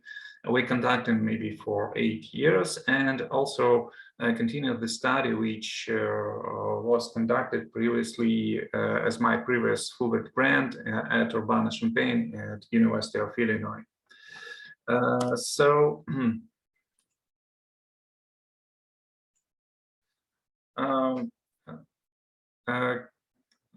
There is a very interesting anthropological theory which is called social brain theory, which emphasizes that our abilities for complex processing of information, of mentalizing, of working memory are mainly supported by social development of the brain during human evolution. So this theory is presented by Dunbar, and according to this theory, our social functions should be related to other functions of the brain which are related to information processing. The development of our brain during our evolution was mainly driven by adaptation to complex social environment, which also demanded the development of other brain functions, and first of all, working memory functions. So we can working memory is a function which is cognitive function, which is crucial for complex processes, for running complex computations, also related to social cognition. So I need to emphasize that actually working memory and prosociality in our brain are highly connected by different mechanisms. First, both working memory and altruistic behavior or individualistic behavior are in high relation with expression of dopaminergic system in our brain. Brain dysfunctions, which usually are related to decrease in working memory performance, may also impact prosocial behavior. Age-related effects, which also may be related to some decrease in working memory performance, also may manifest in some decrease of prosociality. From my perspective of view, from a perspective of neuroscientist, both working memory and prosocial behavior have relation to some specific brain electrical activity. And this brain electrical activity, we are mainly interested in two types of brain electrical activity, so-called feedback-related negativity, which is raised when someone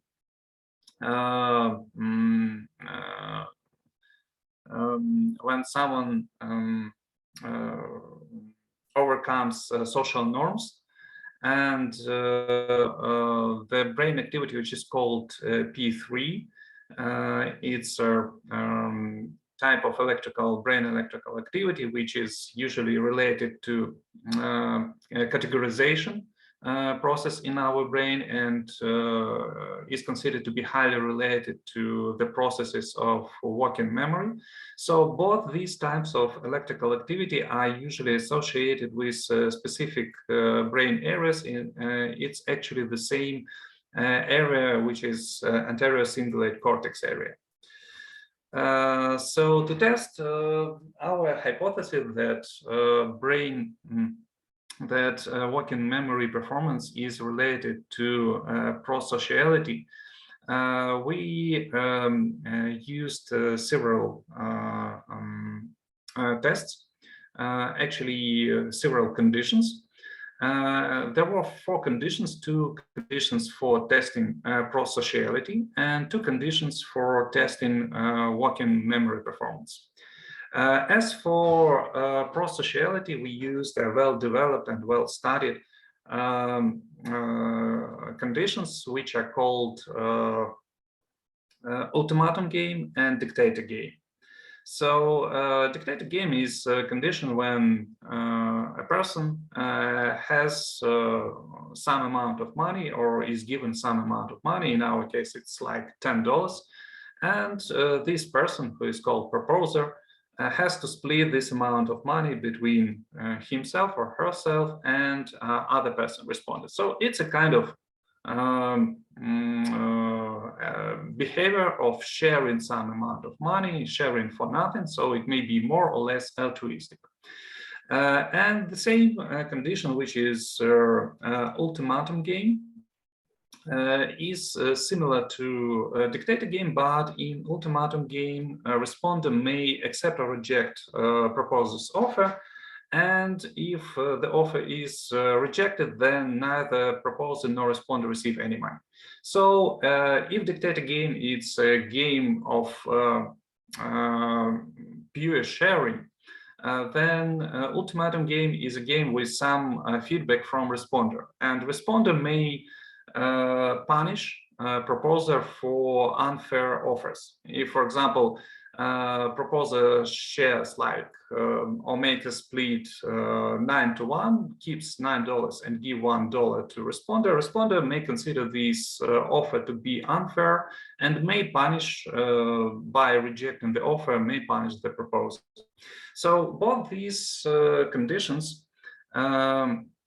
usually have or usually raise specific brain activity, which is called FRN, feedback-related negativity, when a proposer or responder understand what amount of money he or she will receive. So, in our study, we introduced this paradigm, and each condition was built on the following manner. So our participant was presented with first with fixation cross, then he was told or was presented with a virtual partner. Our participant didn't know whether the partner is real or virtual. We told that the partner is real, but it was actually a computer playing with our participant. Then our participant acted in both conditions as proposer. He had to make a split, he had to make a share. And so there was a scale with options where proposer may choose a specific option, how he or she may split the money. After that, the choice was confirmed. Then there was like screen telling a proposer that we are waiting for some a response or some reaction of responder, and then there was a screen telling that, so that's the final result, that's what you got, and that's what your partner got. We were very interested in actually in brain reaction to this final confirmation of the result, which should elicit feedback-related negativity phenomenon. Ultimatum game was actually built on in the same manner, and we were also interested in a result which was on brain activity, which was elicited by this final confirmation screen, whether proposer's offer was accepted or rejected. So These conditions should elicit so-called feedback-related negativity, which is actually brain wave, usually presented in time period of 200-300 milliseconds after getting feedback. As for working memory, we use two tasks. First is studied end-back task. So in this task, our participant was presented a series of screens, and on these screens, our participant was presented with a number. So a single-digit number. If the number was the same, for example, the same as 2 screens ago, our participant should react. Namely, our participant should press space button. So in this way, participant had to keep in working memory and constantly updating the numbers which were presented 2 screens ago. And the second task was Sternberg task. In this task, participant was presented a set of single-digit numbers, and then after fixation phase, he or she was presented with one number, and participant had to decide whether this number was in this set, in the set which was previously presented. So it's also a kind of working memory task, but a Sternberg task allows more to differentiate between recall process in comparison with end-back task. So far, these two tasks, both end-back task and Sternberg task, are working memory tasks. They may differentiate, they may allow to differentiate between different processes which substitute working memory process. And the main brain electrical activity we were interested in was so-called P300 component. It's a pretty huge and pretty nice ERP component. So, and usually their amplitude of this component is correlated with the load on working memory. Based on our study, we suggested 3 working hypotheses. So first, we considered that subjects with high working memory capacity should be more altruistic and share more in social bargaining tasks, especially in dictator game. Second hypothesis was that the magnitude of FRN should be reversely correlated with the performance of working memory. So FRN usually a kind of a hallmark of some individualistic behavior. So person which is less altruistic is more sensitive when this person receive less money, and thus FRN is higher when the offer is or the result is unfair. So we consider that subjects with less altruistic behavior should show higher FRN amplitude, and thus it should be reversely correlated with working memory performance. And the last hypothesis was that feedback-related amplitude in social bargaining task and PE3 amplitude in working memory task should be reversely correlated. So it means that subjects with higher prosociality, who are less sensitive to unfair offers, will have high working memory capacity. So currently we registered EEG in 58 subjects. Our approach to separating them into groups is pretty straightforward.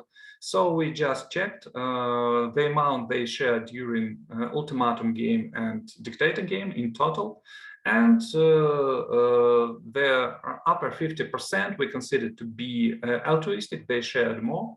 And the lower 50% we consider to be individualistic, they shared less. So far, the behavior in dictator game and ultimatum game may differ from general behavior. We also checked whether our group differentiation was consistent with dictator game and ultimatum game, and actually out of 58 subjects, only 6 subjects, both in dictator game and both in ultimatum game, were related to different groups based on only dictator game results or ultimatum game results.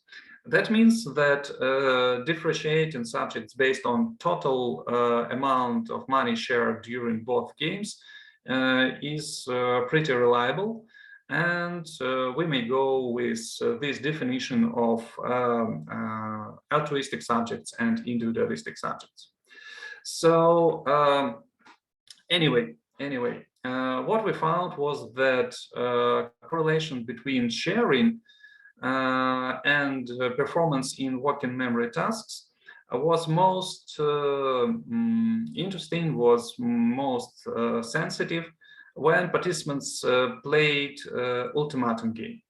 Then participants really have high shares if they had less error rates in Sternberg task. So it means that the higher was the working memory of the subject, the better was the working memory performance, the more they shared. And regarding brain electrical activity results, first, we expected that the main differences will be found in dictator game, but what we can see from now, at the current moment, dictator game doesn't give any specific difference between altruistic persons and individualistic persons. So brain electrical activity is somewhat differentiated, but not much. However, in ultimatum game, you may see that we have a pretty huge difference. It's noted as these black lines. And actually this difference may be also observed in the time period when feedback-related negativity should be present. And we have unexpected results. So we see that altruistic subjects with more altruistic behavior, they showed higher negativity. It means that they are more sensitive to response, to feedback. So it means that actually altruistic subjects, they are more sensitive to fair or unfair result, which is not what we expected initially.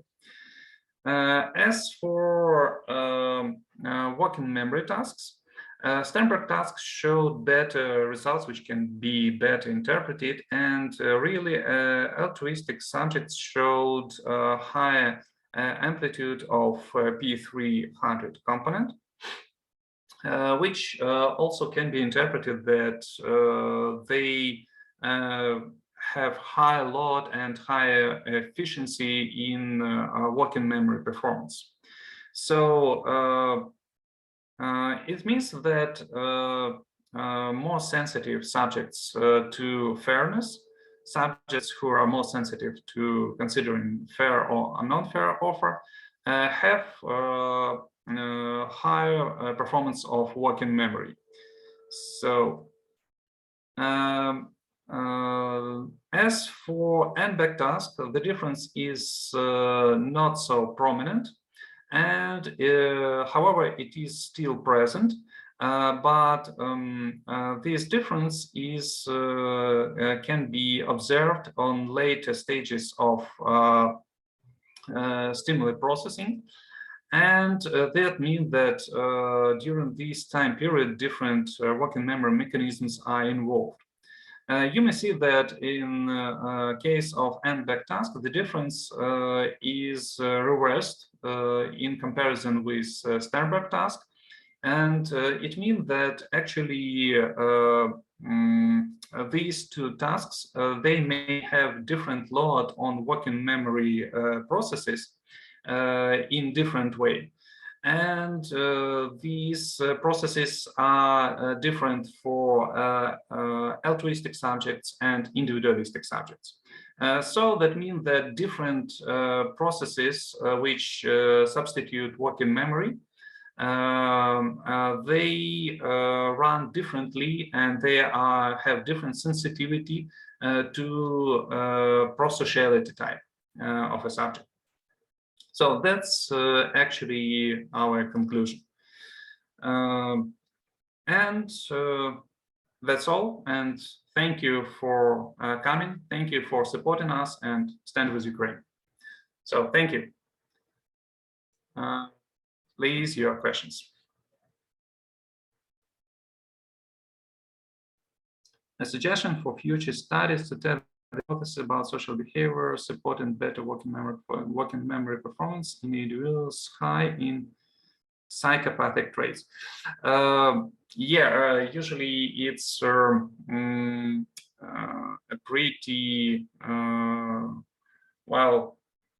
not complicated, but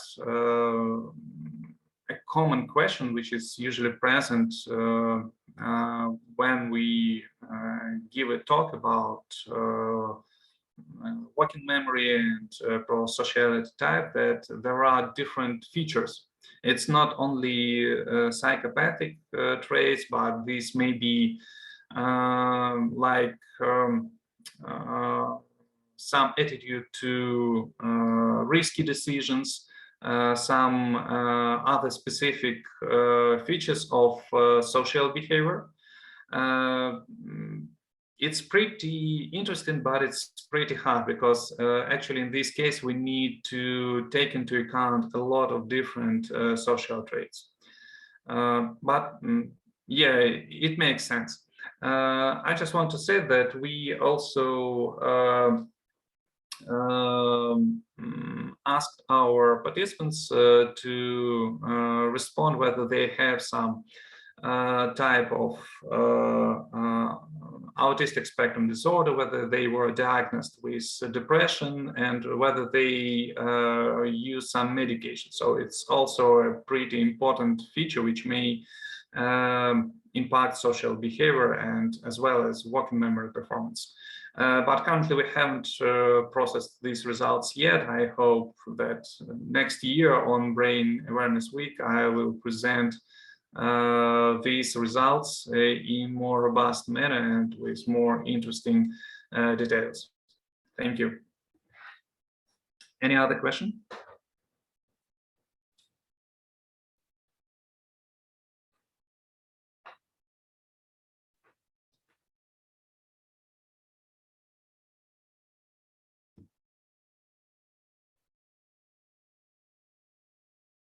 Okay.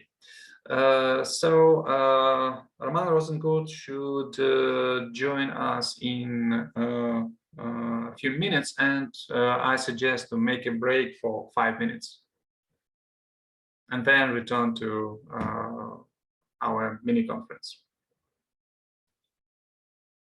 Anyway, if you have any questions regarding our study, you may still post them in our chat.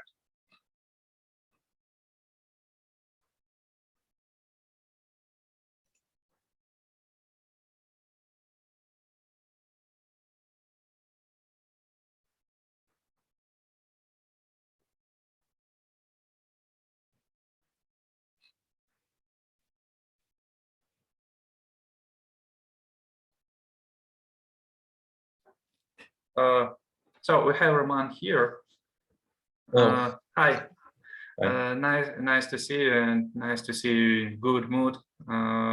So Roman currently is in Lviv. He is a PhD student at Haifa University who lives in Ukraine, and recently he had to move from Kiev to Lviv, but I was very surprised with his brevity and his eagerness to join our conference, because actually he has very interesting study and very interesting results.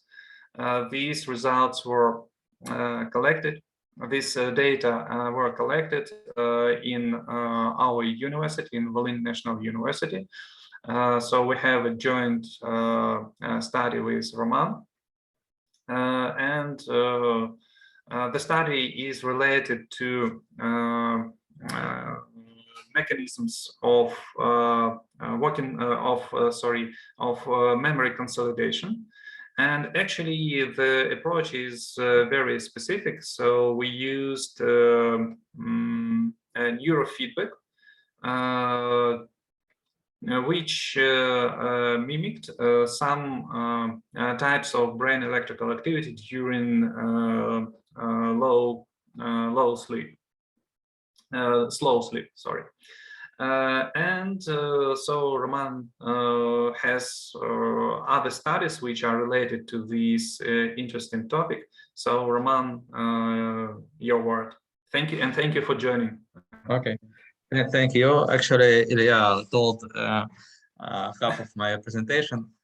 I'm Roman. I had my BA in psychology from Haifa University from Israel, and MA in neuropsychology, and I'm doing PhD in, guess what, in Haifa University, and this is joint study with Haifa University and Interdisciplinary Center in Jerusalem, also in Israel, and Volyn University with Illia.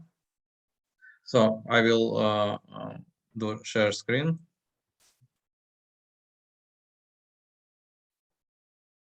Okay, so neurofeedback. Yeah. Do you see the presentation? Yes, that's fine. Mm-hmm. Okay, so neurofeedback is my favorite word for like 10 years. So what is neurofeedback? Actually, neurofeedback is type of biofeedback. Biofeedback is some process that enables us to be aware of how some of our physiological system works. And Roman, sorry for interrupting you. Maybe you better make it full screen. Okay. Yeah, just sorry for interrupting. I thought it is full screen. Not yet. Okay. Okay. I will do this. And now? No, you maybe should shift to another window. It usually opens for whole screen in another window. Just shift up. Try to shift up, and maybe it will. Okay. One moment. Press F5. Maybe it will help. F5. That what I'm trying to do. Or try to share the screen and not just only PowerPoint. Oh. Mm-hmm. Okay.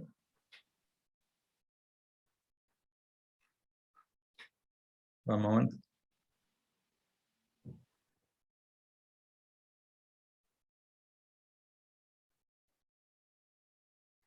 No, we can't see it. Now it's okay? No, it's not shared. Okay, let it be in general. I think now it will be okay. Oh, yeah, great. Thank you. Oh, okay. So, actually, I haven't thought about brain and science and presentations for like a month, so maybe it will not be as smooth as it should be, but I will do my best. Biofeedback is a process that when we aware of work of our physiological systems, and we got feedback And thanks to this feedback, we can change the work of our physiological system. For example, we can see our pulse, or we can see our temperature, and we can increase or decrease these measures. It works in operant conditioning, like in Pawel's experiments. So neurofeedback. One moment.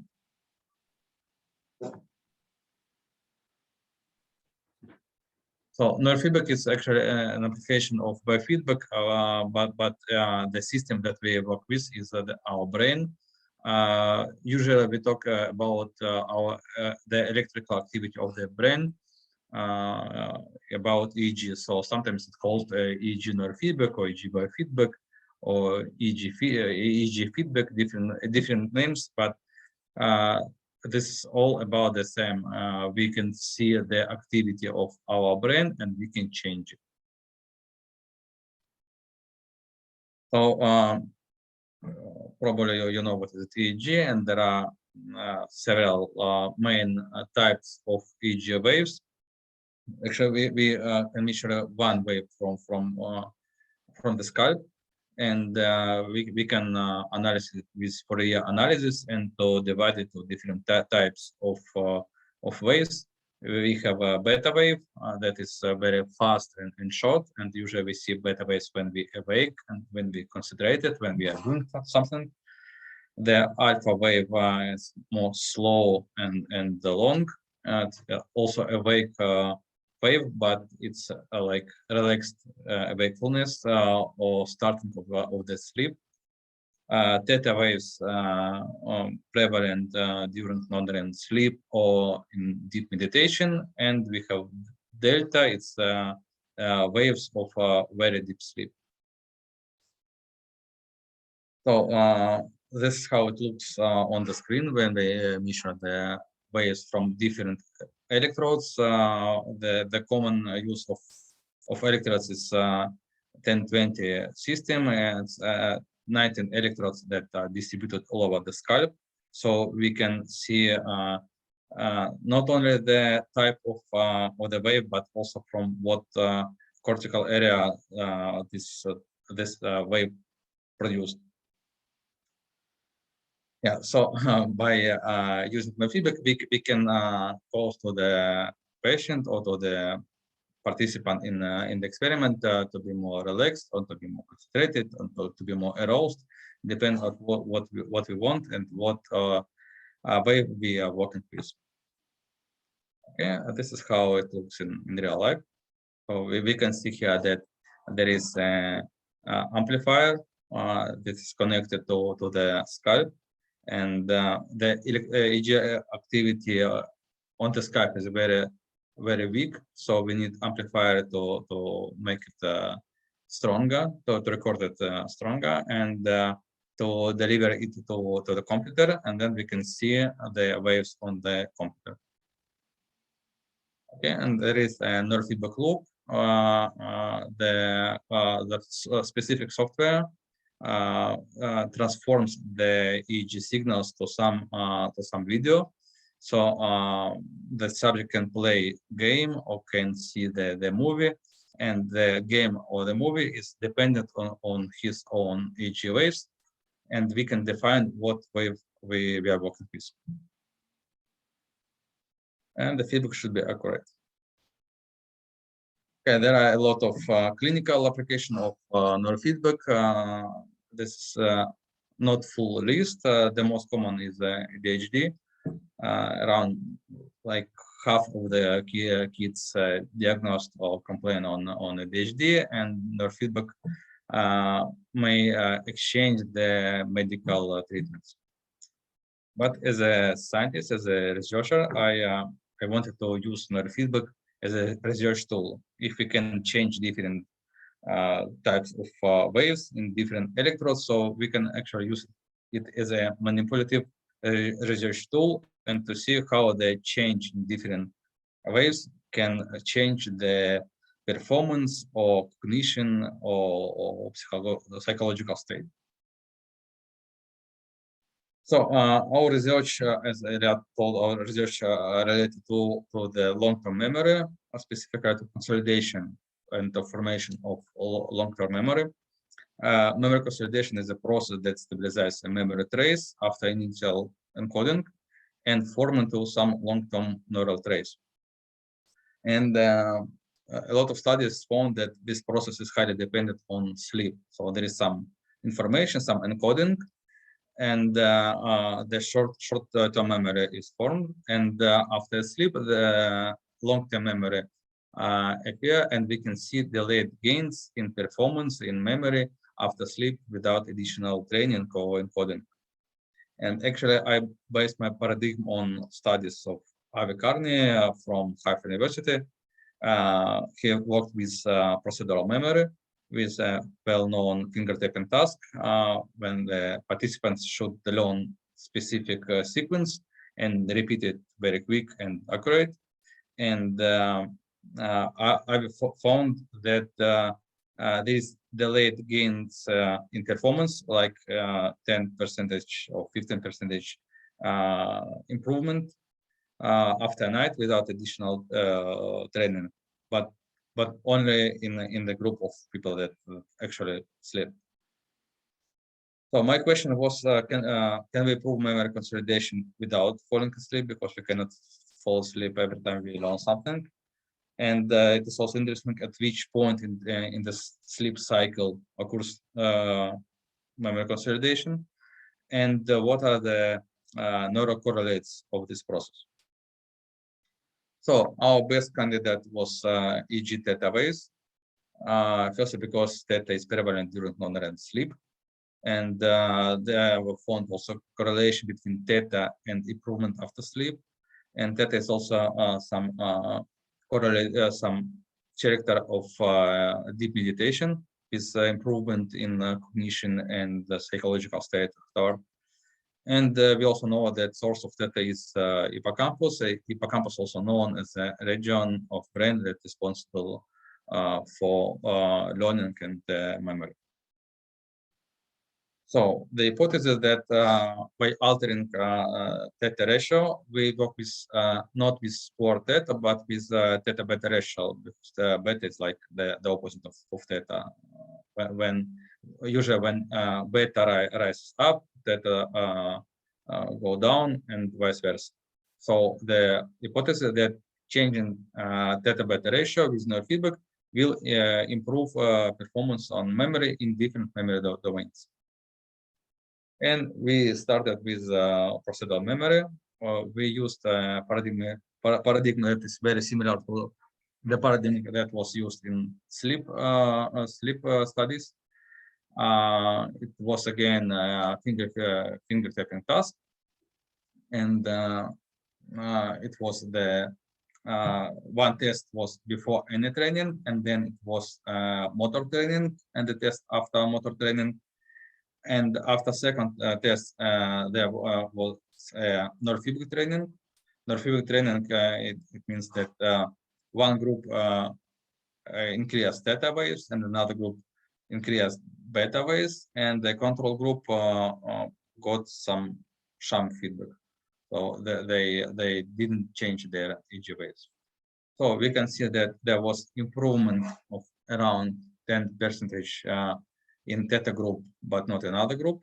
And the interesting thing that this difference between the groups increased during a week. So participant repeated the test not only immediately after neurofeedback, but also on the second day and third day and a week after initial encoding. And the theta group continued to improve. The two other group also improved after every night, but the difference between groups increased all over the week. So our conclusion was that the initial consolidation that started during neurofeedback session was 30 minutes of neurofeedback. So it was like initial consolidation of memory, and it was an interaction with the consolidation process during the sleep. So the next step, we use the same similar paradigm with before jumping to new experiment. We also showed the correlation between change in EEG and change in performance. It means that the more improvement, the more change was in theta beta ratio, the more was improvement in memory performance. So even if somebody in theta group for some reason didn't succeed to improve theta, and instead of theta he increased beta, we can see it on his performance. His performance also decreased instead of improvement. So the next step, we use the same paradigm with declarative memory.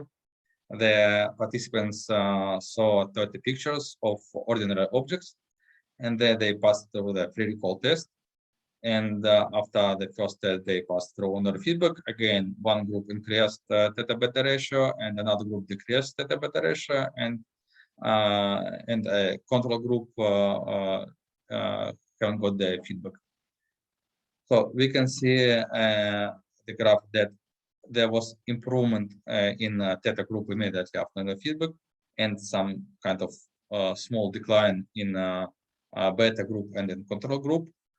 Then theta group continued slightly to improve during the week. So again, there was additional test the day after encoding and the week after encoding, but the two other groups decreased their performance in memory. So we can see that memory in theta group was significantly better after a week. And again, we studied also the correlation, and also found that there was correlation between change in theta beta ratio and change in performance. And we also checked the correlation between target electrode. Actually, participants got feedback from one electrode, FZ. FZ is a representation of frontal, middle, and theta. But we actually measured the EEG activity the whole scope with 19 electrodes, and we supposed we found a strong correlation between EEG activity at FZ and all the neighbor electrodes.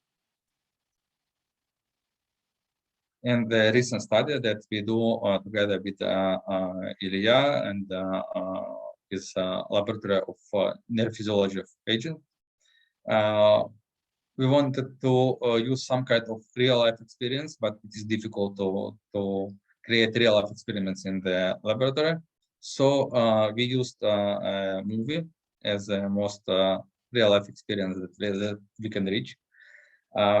Participants watched 40 minutes movie. It is a narrative movie, but without dialogues. It enables us to use participants from Ukraine, from Israel, from different language and background. So participants saw the movie, and they passed through a short questionnaire after movie to see that all groups are identical in the memory ability and the memory about the movie. Then they passed through neurofeedback. Again, one group appraised theta beta ratio, and one group decreased theta beta ratio, and the control group did Sudoku instead of movie. And there was the additional questionnaire immediately after neurofeedback, and additional questionnaire 1 week after neurofeedback. So what we found that it wasn't improvement immediately after neurofeedback, so there wasn't a significant difference between groups immediately after neurofeedback, probably because the memory about the film was very fresh, and most of participants, it was the selling effect. But after a week, it was improvement in theta group and decline in other groups. So again, we conclude that there is an interaction between initial consolidation during neurofeedback and further consolidation at every night sleep. So we are writing the paper about the recent study with the movie, and so hope I will complete the paper immediately after the work. And yeah, and again we found the correlation. So not something new. So thank you for your better ways. Great, Roman. Thank you. And I want to thank you not only for presenting, but for your courage, finding time and possibility to present. It's real scientific courage. And just one more note. So I wasn't, Roman usually mentioned me as his partner in running this final study, but I'm not the only one. My colleagues in Volyn National University participated equally, and Tatiana Kaczynska, currently present in on our conference. Also, I just want to mention her. She played a great role in collecting data, as well as Alexander Zhorolov and Olga Avramchuk. Thank you. Thank you. Any questions so far?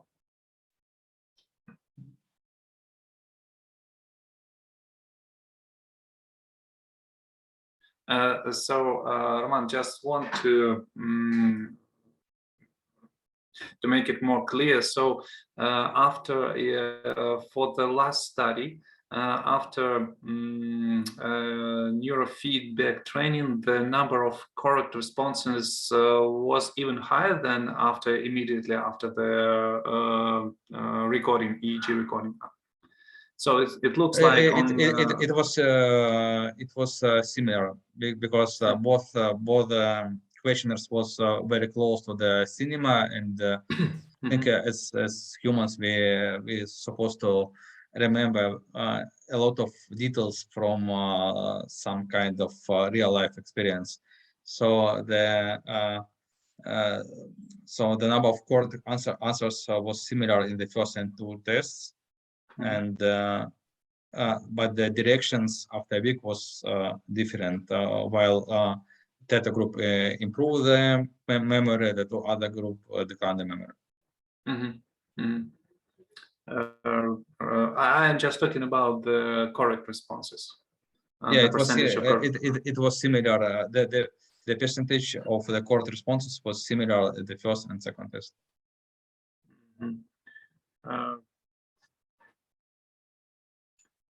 Okay, and so one more question. So you showed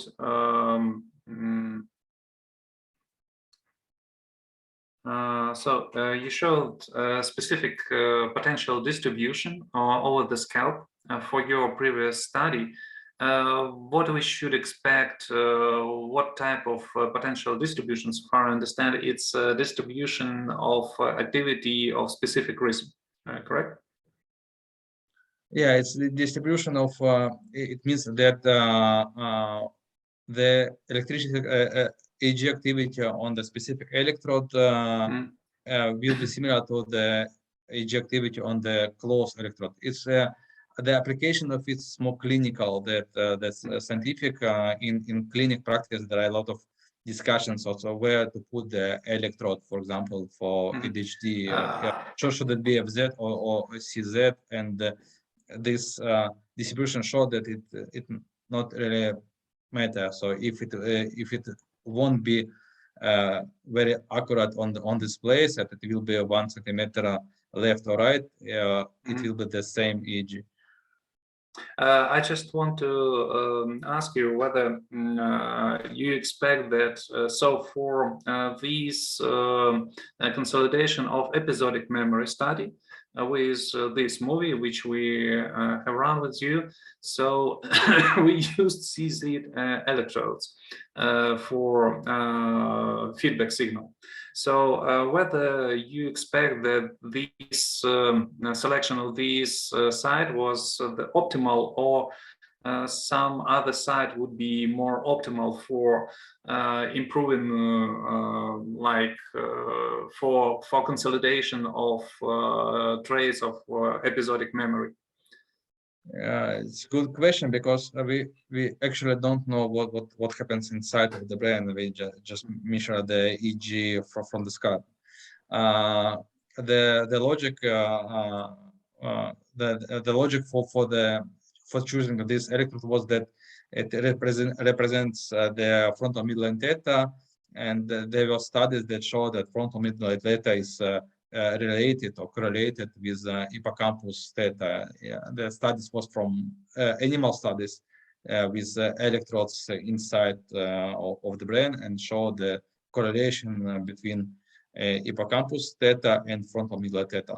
So we can hope that the EEG theta that we measure out FZ is related to the theta from hippocampus. We cannot be sure, but we can hope.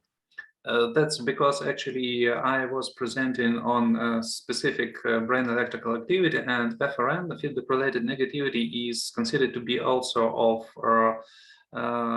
origin of anterior cingulate cortex and possible hippocampal origin activity, and is also better registered in FZ or around FZ side.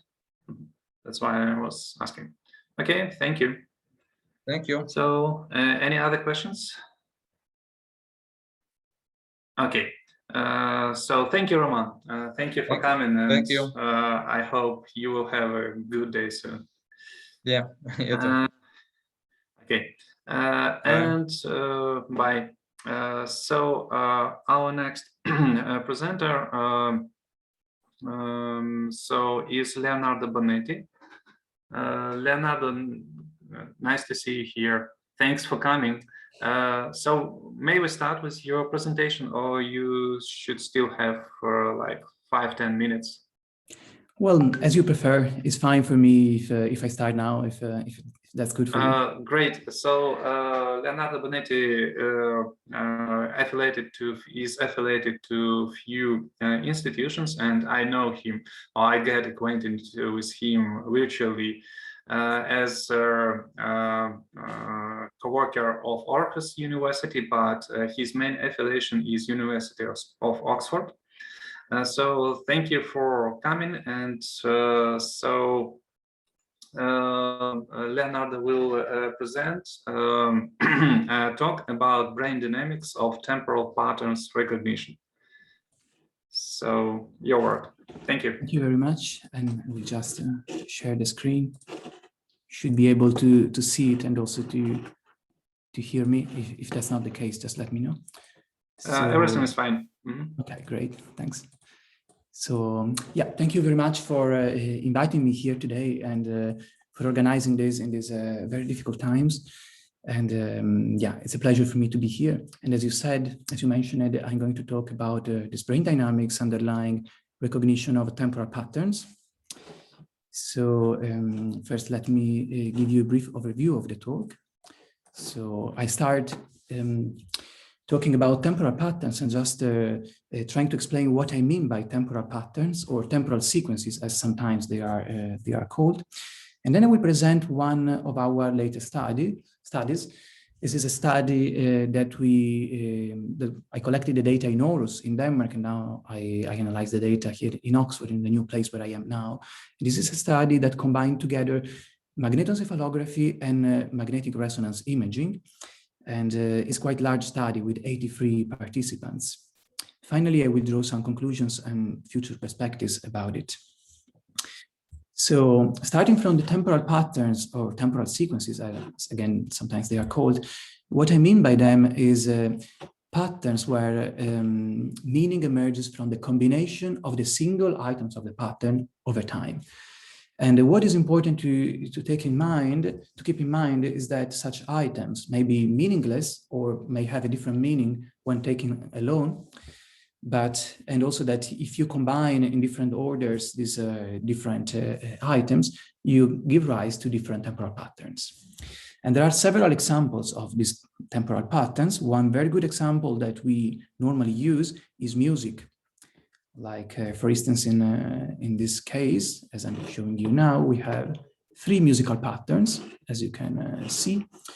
And even if you don't read music, you can probably easily see that these different tones, if you look closely, are the same, but they are simply arranged in different orders. So for instance, let's take the first 2 patterns. As you can see that the first tone is represented by the same symbol in these 2 patterns, while the second tone of pattern 1, this tone here, would be the 5th tone of pattern 2, while the second tone of pattern 2 will be the 3rd tone of pattern 1. So once again, same tones, but different orders.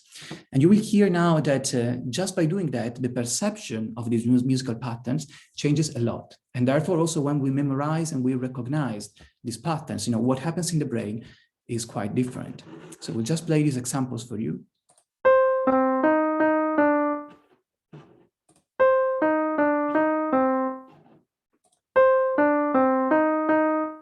So you could probably perceive yourself that even though they were composed by the very same tones, the patterns were actually quite different. And of course, you can do that also in other domains, like in the visual domain, you can do something similar at least. So if you present one dot at a time, like in this case, and then you present exactly the same dots, but with a different order over time, you give rise to different shapes. And therefore, you give rise to different perception. And this is another kind of thing that we did. And you can do something similar also with numbers. Now, I'm not presenting one number at a time, but I think you are getting what I mean. And therefore, you can give rise to different kind of sequences of numbers. And at the moment, I'm working together with my colleagues with all of these different kind of temporal sequences. However, today, I want to focus on auditory pattern recognition, and especially on recognitions for musical patterns, and trying to give you some insights into the whole brain mechanisms that underlie this conscious recognition of auditory patterns. So now a few words on the participants and on the experimental design that we employed in the study. So we had 83 participants, so a quite large cohort of people involved. And our recordings were both related to magnetoencephalography, or MEG, and to structural magnetic resonance imaging. And I'm quite sure that you will all know, or I guess most of you will know about MEG and MRI, but in case someone are not familiar with some of these, I will just give you very few more information about it. So the reason why we combine the 2 is because magnetoencephalography has an excellent temporal resolution, and it's able to record the actual brain activity directly in a non-invasive way. But the spatial resolution of the MEG is not that good if taken alone, while it gets better, or at least it gets a decent spatial resolution if it's combined with structural MRI. So that's why we did both and we combined them together. And our experimental design in this study, and in general in all of the studies that we are doing at the moment, is characterized by 2 different phases. The first phase is the encoding phase, where participants learn some material that in this case, as you will see in a moment, is musical material. And then we have a second phase that is a recognition phase, where people are actually recognizing something that they previously memorized. And in this case, I'm going to show you brain activity underlying recognition of these musical patterns, but I will explain you a little bit more also about the encoding phase to make a bit more clear what we did. So this is the encoding phase. And in this case, people were requested to listen to a full musical prelude, quite short, it's about 2.5 minutes. And that was repeated twice. And people were just asked to listen to that, trying to memorize it as much as possible. And just to give you a sense of how this sounded, I will play it for you just at the very beginning.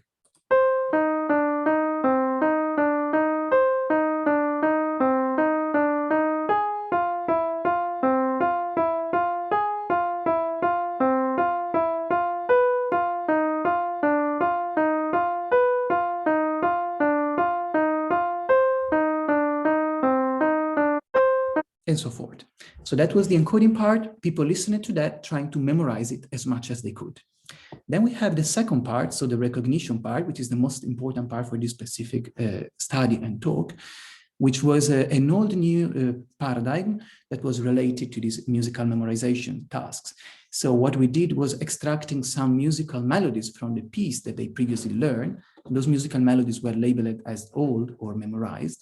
And then we created some variations of those original melodies. And those variations are here called as new or novel. And then what we did was presenting those musical patterns or melodies once at a time. And for each of them, participants were requested to use a joystick to categorize them either as memorized temporal patterns, which are the melodies that were taken from the piece that they previously learned, or novel temporal patterns that were the variations of those original musical melodies. Now we play for you just one example of the memorized temporal pattern, and then an example of the novel. As you could hear, they were quite similar, but still different enough to allow participants to clearly do the tasks in a successful manner. What is also important to state is that we had one category of memorized temporal patterns and 4 different categories of novel patterns. And these 4 different categories will be explained in a moment in the next slide. They were obtained by doing systematic variations of the memorized temporal patterns. And these systematic variations occurred as follows. So here we have an example of the memorized musical pattern that I played for you before, where we had exactly the 5 tones in the same order as they were in the original musical piece. And then we created the variations, and the variations were created in this way. So variations 1 meant that we kept fixed the first tone. As you can see, they are exactly the same. And then from tone number 2 onwards, we varied the tones and the order. So these 4 tones are completely different from these other tones. Or for better saying, they are the same tones, but arranged in different orders. Then from variation 2, we kept fixed the first 2 tones, and then we varied from tone number 3. And then variation 3, we kept fixed the first 3 tones, and then we varied only the last 2. And then, of course, as you probably are guessing by now, variation 4 means that we only changed the last tone. Now we just play this for you one more time, just to give you an idea of how the task was. So this is the memorized musical pattern. So the original one. Oh, sorry. This was one of the first variation. Variation 2. Variation 3. And variation 4. So as you could hear, some of them were quite similar to the original one, and so the task was actually more challenging than well, it was reasonably challenging, but still not too much, so that people were able to do that. And importantly, each tone here lasted 350 milliseconds, which is a quite good timing for getting a brain data that do not overlap, so that the brain responses to the different tones may overlap if the tones are faster, while in this case, we got quite clean and clear signal. So we'll not talk a lot about the analysis pipeline, but I will just give you a few ideas about what we did. So first, we just did the normal, quite usual steps for pre-processing of MEG and dMRI data. Here is just an image showing the time series, the broadband continuous data that we get from one of the channels of the MEG. And then we did the source reconstruction, which is what you would normally do to try to characterize both the spatial and the temporal dynamics of the brain while you do a task with MEG.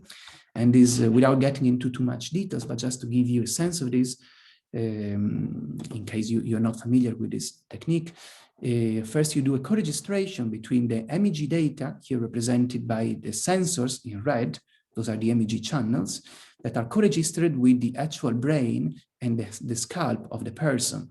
So the participant first did the MEG, and then we got here these MEG channels, and then the participant went to the MRI, and we got the brain data, the brain picture that is here, and then everything was co-registered together in order to have data in the same space. Then what we did is a forward model, which is just a theoretical representation of how each of these small triangles that represent small brain sources would be reflected on the MEG channels. And then we did the inverse solution using the beamforming algorithm to do the other way around. So from the brain data using the covariance between the MEG channels and the forward model, getting an estimation of what was the different brain activity in each of the small brain sources that we got before. And of course, the result of this is getting, for each of our 5 different conditions, a time series showing the brain activity for each of these small brain areas. What we did afterwards was putting together some of these small brain areas into 6 main functional regions of interest, or ROIs.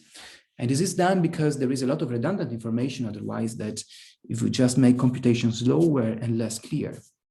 Now we'll not go into the details of how we got these different functional regions of interest, but if you have any question later about this or other things, I'm happy to answer. So these different brain ROIs were as follows.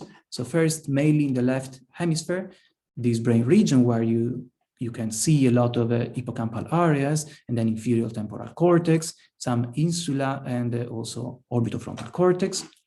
Then the very same thing, but mainly localized in the right hemisphere.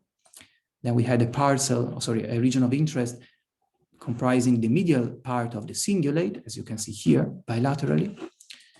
And then a left auditory cortex and inferior temporal cortex, as you can see here. Same thing in the right hemisphere. And finally, the ventromedial prefrontal cortex, or anterior part of the cingulate gyrus, as sometimes is referred to. So these main 6 brain regions that were actually able to depict the different things that were going on in the brain in our case. So now we show you first the right auditory cortex, just to make things a bit more clear. What you can see here is that we have the time series, and we have 5 different time series, 5 different waveforms, one connected to each of the different conditions that we had, where all would be the original or memorized musical patterns, and then the 4 categories of new, where of course we introduce the variation after the second tone, or tone number 3, 4, and 5. Finally, we had here the squares showing the onset of the musical tones over time. So we had the first time happening at 0, the second one at 350 milliseconds, the third one at 700, and so forth. And so among the several things that we can see here, first important thing to check in order to see whether the quality of the data is actually fine is represented by the N100, which is a very typical component that you see after each tone, like each musical tones or each sound, mainly localized in the auditory cortex. And as you can see from these red rectangles, we got quite clear N100 for each of these tones. And you can also see that while in the beginning, since the first tone was equal across all of the conditions, we don't see a very much big difference between the conditions because they were exactly the same. While when you go ahead on time, it seems that there is some kind of difference, and especially the blue line tends to be very much reduced in this case.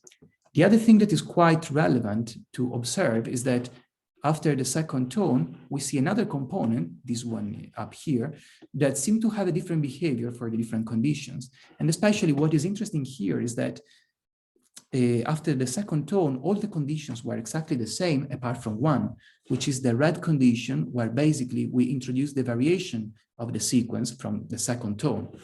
And as a matter of fact, what you can see here is that you introduce the variation, and then the auditory cortex is not responding in this later component. So as you can see here, there is quite strong difference between the red and the other components. And this is something that you can see also in this one here.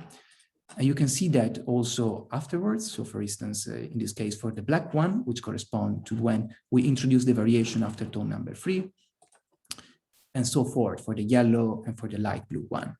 So we can see that there is a systematic, consistent behavior all over the place. Moving to the left auditory cortex, you see a similar kind of pattern that is even more pronounced. I can say that here the M100 is stronger in this case for all of the new conditions and not for the old, for instance. And then you can still see this separation between the red waveform and the other ones. And this is something that is happening also afterwards in a systematic manner. Moving to higher order brain areas that are more interesting for us at the moment, I think. So like in this case, the hippocampal areas and the orbitofrontal cortex and inferior-temporal cortex, you see once again a very interesting behavior, I think, that is systematically following the systematic variations of the sequences. So in this case, we varied for instance, the sequence from tone number 2, and then we got this quite strong peak, a negative peak that is most likely prediction error peak signaling that something is changing in the sequence. And then we didn't get any other peak here in this other positive component, exactly as we were seeing in the auditory cortex. And this is something that systematically is happening over time. Yeah, here just show some examples. And what is also interesting here is that you can see that by the end of the sequence, the only condition that is triggering a response in this large brain area is just the original condition. So here we can see that this network of brain areas altogether are somehow monitoring the situation and are answering only to the sequence that was previously memorized. Interestingly, something similar happens in the other hemisphere, as you can see here. Basically, same kind of behavior. Another thing that is quite relevant is that overall, although this is not completely clear in every case, but it seems that this signal that is most likely indexing prediction error is increasing with over time. So basically, if you introduce a variation in the sequence ahead in time, you would get a stronger prediction error, because most likely the brain is predicting more strongly the tone that is happening afterwards, just because the brain has listened to a larger number of tones. Finally, we get basically the same kind of thing for the ventromedial prefrontal cortex, very same fashion in this case. And then we get to our last region of interest, which is the medial cingulate gyrus. And in this case, we get a quite different behavior, although there are some similarities between this and the anterior part of the cingulate cortex that I showed you before. So in this case, what is quite interesting, in my opinion, is that look at the red line. The red line would correspond once again to when we varied the sequence after tone number 2. So basically here. What happens is that we vary the sequence after tone number 2, and then there is a very different activity of the red line here. As you can see, is way less strong in absolute terms than the other conditions. But what happens is that if you go ahead on time, this red line tries to somehow catch up and get back to the original state. As you can see here, and especially in the last case, there is not a very big difference between the blue and the red line as it was in the beginning. This is quite relevant because it's suggesting that the medial cingulate gyrus is actually doing something different than the anterior part of the cingulate. So the medial cingulate gyrus may be more related to attention or monitoring of the situation more than actual recognition, as the hippocampus and the anterior part of the cingulate or ventromedial prefrontal cortex was doing. So to summarize all of this, what we could say is that the auditory cortices showed a very early response, sort of late N100, that was stronger for de novo conditions. And that's quite important, so that because we can see that already in these conscious scenarios, a very early response in the auditory cortices is already being able to differentiate the different conditions. And then we got a later response around 300 milliseconds from the onset of the tones that was instead stronger for the memorized musical patterns. Well, for the hippocampal areas and then inferior temporal cortex insula of intermediate prefrontal cortex, so this quite large network of areas that are most likely working all together, we got a very strong prediction error response that was peaking after 250, 300 milliseconds after we broke the memorized sequence. And then very interestingly, we got a later response about 400 milliseconds after the onset of the tones that was instead only for the memorized sequence. So somehow this network of brain areas are doing two things, not at the same time, but at similar times and differently for the different conditions that we had. While the cingulate gyrus showed a late response, once again about 450 milliseconds from the onset of each tone, that was decreased only when the memorized sequences were changed, but this decrease was then lost over time, showing that most likely here we are not talking about prediction errors or or actual recognition, but mainly some kind of attentional process going on, probably. So that I'll just show you a couple of future perspectives that we are interested in after going ahead with our study. So one thing that I'm doing at the moment is building some generative models, or trying to do that, at least to reproduce our results and try to test causality between time series, as for instance, we could achieve with the dynamic causal modeling. Another thing that we want to do, and we are already doing it, is expanding and varying the experimental design. For instance, varying the complexity or the speed of the stimuli, or the length of the stimuli, or yeah, this kind of features. And also, as I was mentioning in the beginning, it would be very relevant to investigate different categories of temporal patterns. So to try to see whether auditory and visual domains, for instance, have similar or different brain signatures why you recognize these temporal patterns. Moreover, we also wish to combine the MEG data that we got here with fMRI data that we already collected and intracranial EEG data that we are now slowly collecting with our collaborators. Finally, we want also to use our paradigms, especially what I show you today and other similar paradigms, to test different populations like healthy elderly populations or people affected by dementia and things like that, both in cross-sectional and longitudinal designs. And we are already doing some of these things, although there are some projects that are definitely still going on, and yeah, we hope to be able to carry them on in the future. So said that, let me thank my colleagues, my senior colleagues that are represented here from both Oxford, Aarhus, and well, also my collaborator from MIT. And then some of my students who helped very much in collecting this data and proceeding with this work. And finally, all my colleagues in Oxford here, and in Aarhus in Denmark. Finally, I also have to thank the foundations that are supporting me. So the Casbeck Foundation first, and then Linacre College here at the University of Oxford, and other funding bodies that provided some help with all of this. And then finally, I really hope that the current situation will have a nice evolvement soon, so that the war will be over and there will be again peace for Ukraine and the world. I hope that this will happen very soon. And thank you again very much for organizing this in these very complicated times. I really appreciated that. And said that, thank you for listening. And if you have any question, I'm happy to answer. Thank you, Leonardo. Great talk, very interesting. So we have questions already. Do you think that some subjects may be learning a sequence of pitch intervals instead of the notes themselves? For example, learning that the second note is a major third instead of learning that it's an E. Does it matter for your research? That's actually a very good question, and something that I should specify is that we had a lot of different trials so that we could test a lot of different kind of novel conditions and make sure that the results were carried out by the novelty of the patterns and not by some other kind of features of the patterns. So for instance, having only a very few trials that were novel would have not allowed us to really talk about original and variations, but we could have had our results driven by other features. While in this case, I'm quite confident that that wasn't the case, because while in the examples that I showed you, of course, there was the arrangement of the tones in one specific way that was also leading to one chord, but in other cases, we had other novel patterns that were instead varied differently, so that overall, we could rule out this possibility.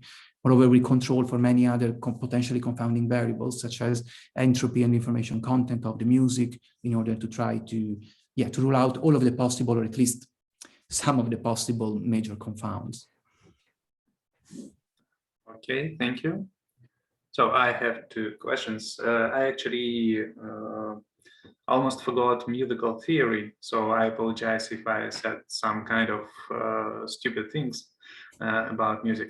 Anyway, so far I remember there is some thing in music which is called harmony. it means that you should play some specific sound. You have like several options, but they are limited after some specific sequence. So it's like a well-known anecdote when young Mozart plays gamma, and then he's going out to play with other children, and his father is irritated because he hasn't finished the gamma and comes and presses the corresponding note on the piano. So the first question is about actually these, whether your sequences, your variations, they follow this harmony, or you just play some kind of jazz which usually breaks and pretty complicates the harmony. Yeah, this is a very good question, and it's also connected to the question that I received before. So that's actually a very good point, and because one problem of the novel sequences is that if you simply vary the sequence by introducing random tones that are very much far away from what we are normally used to perceive, or very far away from the harmonic rules, then of course we may just not see the novelty here in the brain data, but just some kind of weird sound configurations. So normally we try to have novel variations that still work within the same tonality as the original piece, exactly for trying to minimize the confounding in that sense. And this is something that we could also model by using a model that is called idiom, that is able to provide us with entropy and information content based on the harmonic content of the music and also the pitch distribution of these different tones. And yeah, but that's very important point. And yeah, I think that of course, if you vary, another thing that I can tell you is that if you vary the sequence in a way that is farther away from the tonality of the original music, of course, it's easier to do this task, and the brain activity would tend to be stronger. This is something that we could also see by looking at small modulations within the very small differences that we had between the different trials. So I guess, yeah, that would be a modulation, but we really tried to take this into account when we did the study. Okay, thank you. And one more question from my side. So it's pretty well known that sequences are major and minor. So, and they're even called in this way because in European culture, because there are debates whether it's different in other cultures, but in European cultures, they have different emotional color, emotional flavor. So it means that usually people from European culture, or it's better to say Western culture, perceive major as positive, with kind of positive emotion, and minor with kind of negative emotion, kind of sadness. So I haven't noticed, and I do not remember whether these variations were introducing majors or minors, and did you account for this? And did you account for this possible emotional contamination of your sequences? Yeah, this is again why a quite clever question, I think. And well, in this case, most of our variations were clearly minor, again, because we really wanted to just shuffle the order of the tones without, contaminating the sequence with other acoustic features or melodic features like these ones. But of course, in a few cases, the possibility of creating different variations is limited. So the number of possibilities. So in some cases, we got something that was maybe sounding slightly major, but what I can tell you is that we did also another study using a very similar paradigm, but different kind of stimuli. So not just this prelude that is in minor mode, but also a prelude that was in major, and also an atonal version of that prelude, in order to try to see whether the different modality was able to introduce some different brain activity, for instance. And I can say that what we saw is pretty much similar between the major and the minor, for instance. We got pretty much the same kind of brain activity within the same network and with very similar dynamics. So most likely, in this case, this is pretty much a cognitive task that is not that much affected by the emotional content. But of course, this is something that should be taken into account, maybe designing an ad hoc study where we just vary the musical mode and we see how this is actually able to influence encoding and recognition, because I do believe that, of course, the emotional content would change the ability of people to recognize, and most likely also the brain activity. But from what I could tell, this difference is not that strong, and it wouldn't really dramatically change the sense of our results. Okay, thank you. Thank you. So, any other questions? No other questions. Thank you very much. It was a very great talk, and thank you for coming. Thank you very much.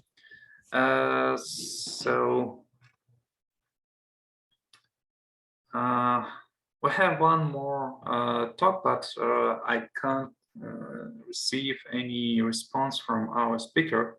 I hope he will join us in 5 to 10 minutes.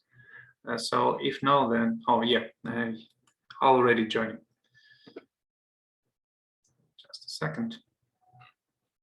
Hi, Pawel. Oh, yeah. Hi, Pawel. Nice to meet you. Nice having you joined our conference. It's actually you just joined in time. Let's get on. So let me introduce Pawel Herman, great scientist and great person from Karolinska Technical EEGHUB.GE, Royal Technical University, if it's possible to translate. I'm not sure. And he will present a talk on large-scale network models of cortical memory. So, Pawel, your word. Thank you, Ilya. Thank you. The times are not the best, but thank you very much for organizing that and for actually having me here. I'm really, really happy to do that. Let me share the screen. And I'm sorry, I saw the plan and schedule for other talks. There were very interesting titles, very enticing to watch. Unfortunately, I've been just occupied with teaching the whole day. Not a problem. We are recording these and we will share as open source. Oh, that's an open access, sorry. Yes, that's wonderful.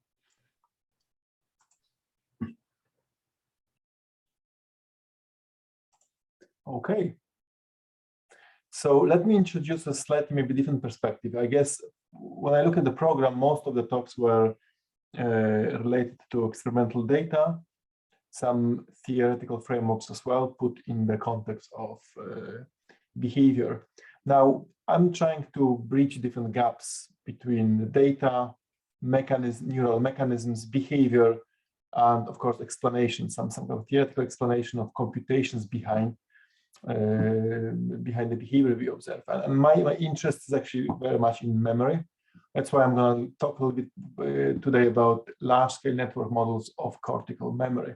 And in particular, just to make it more coherent, because we do study various aspects of memory in my lab, I decided to actually focus most of it on working memory. However, the model itself, its basic setup can actually be extended and can be considered to be a more universal, generic network model that can capture other aspects of memory, also long-term memory, episodic memory, which we also study. Of course, releasing certain constraints on synaptic time constants and other aspects which would attribute specifically to working memory. So it's a matter of just tuning certain type of parameters to be able to repurpose this network for specific behavioral paradigms or memory paradigms. So as you know, working memory is really the central piece of cognition, at least this way I see it, goes well beyond just storing information. It has short-term storage, but as I said, it's not just a real storage, it's really a capacity of the cortical network to perform operations on memory items. So you can encode memory items very fast, you can operate on them, you can access them flexibly. All these different very important aspects of operating on working memory are part of, I would say, this functional portfolio that it represents. So flexibility really is at the core of working memory. And obviously, working memory is one of the most studied cognitive phenomenon. In experimental studies, you have a wide range of approaches that try to tackle this or still tackle this. From psychology, where you describe the behavior, You have a lot of cognitive neuroscience, neuroimaging efforts where you actually use the neuroimaging techniques to try to identify the neural basis for working memory and other related cognitive function. Of course, there's a lot of animal models. So you have animal studies where you can actually get a more direct access to the neural networks, obtaining electrophysiological evidence, and of course, new imaging techniques opening up opportunities for us to better understand the correlates of working memory. And historically, of course, there's been a lot of thoughts about how working memory is organized, how it operates, and then here we should definitely give credit to Baddeley, who put together the first theoretical model, conceptual model of working memory. And of course, there's been a lot of other conceptual models that came in. They all, I would say, focus on different aspects because really, as Cohen wrote, there are really many phases of working memory and short-term storage as such. So you can focus on resources, you can focus on computational manifestations or specific neural correlates and so on. So depending on what you're interested in, you can actually account for different features of them. Now, important picture that comes out of it is that working memory is really part of a global memory system. So it's really not just, as I said before, not the storage, it's an integral component of information processing. So it's intrinsic in that purpose. So the notion of computation in-memory computation, it's been with us for a long time, not only storing information. There are a lot of conceptual theoretical models, as I described before, but unless you put things into actual network, implement with a biologically plausible set of constraints, then it's very hard to figure out whether which concepts impose what constraints on a behavior. So it's hard to relate the behavior we observe with specific neural mechanisms. That's why I think it's very important to actually come with a set of mesoscopic computational neural network models, and that's exactly what we do. The first thing we, of course, need to answer is to think about how we represent actually memory in the brain, how we represent those memory items in the network itself. So historically, if you look into the representation of information in memory systems or not only in the brain systems, but in computational systems, there's been a lot of focus on local representations where a very limited number of neurons would encode for information, but they would be localized in the sense that a specific part of the network would take care of just a concrete part of memorandum. And of course, on the other polar of that notion, we have the idea of distributed sparse representations, which is much closer to the biological reality, as we know from the increasing evidence we get from the data. So there is much more convincing biological evidence in support of this. And of course, the whole idea of distributed representations dates back much earlier than just the recordings or biological evidence that I just referred to emerged. So we can go back to Donald Hebb, who proposed actually the idea of distributed population of neurons that represent certain mental objects together. When I say together, meaning that their co-activation, their simultaneous activity would basically imply that a specific memory object is activated in our brain. And of course, that wouldn't go along without the notion of encoding memory. So how do we actually get those distributed sets of neurons to activate together and encoding for information? For that, you need to have a certain principles that put those cell assemblies, those sets of neurons that activate together in place. And of course, Hebb proposed this notion of synaptic plasticity, which we can be very quickly we can summarize by saying if you fire together, you wire together. So meaning that a subset of neurons that seem to simultaneously activate, their connectivity should be strengthened. And that basic principle, of course, laid foundations to what we know today as Hebbian synaptic plasticity. And of course, it's not a matter of talking now about implementation of neural implementation of that rule, but as a principle, it has been adopted and thought of as a very plausible explanation for how we form those cell assemblies in the brain.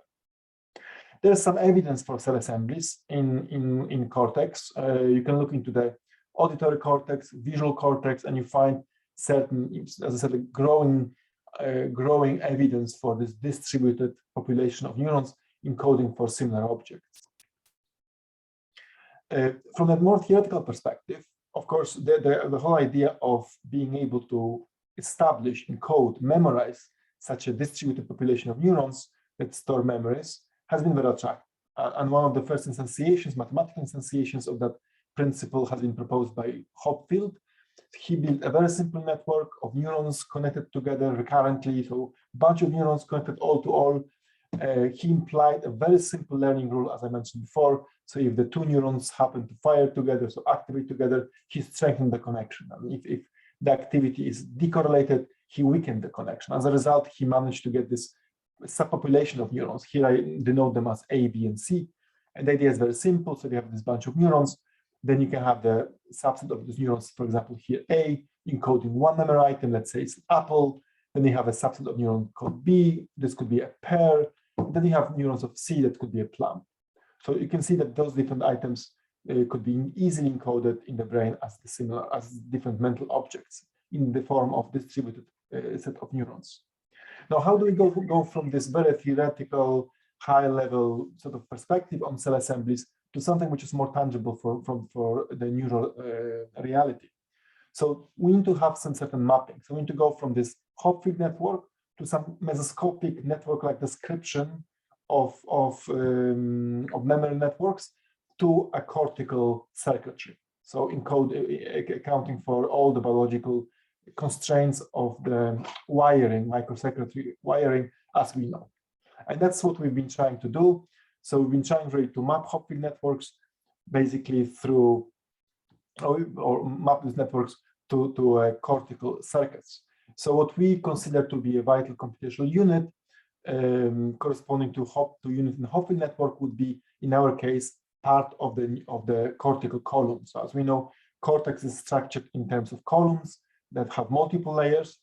And if we study anatomy, we just find out that in the superficial layers, roughly layer 2, 3, there's a very wide and rich recurrent connectivity. And that really reminds us very much of what we would think of as the basic for implementing this distributed cell assemblies. But that's why we attribute the layer 2, 3 of the cortical columns a function of the computational unit in a Hopfield network.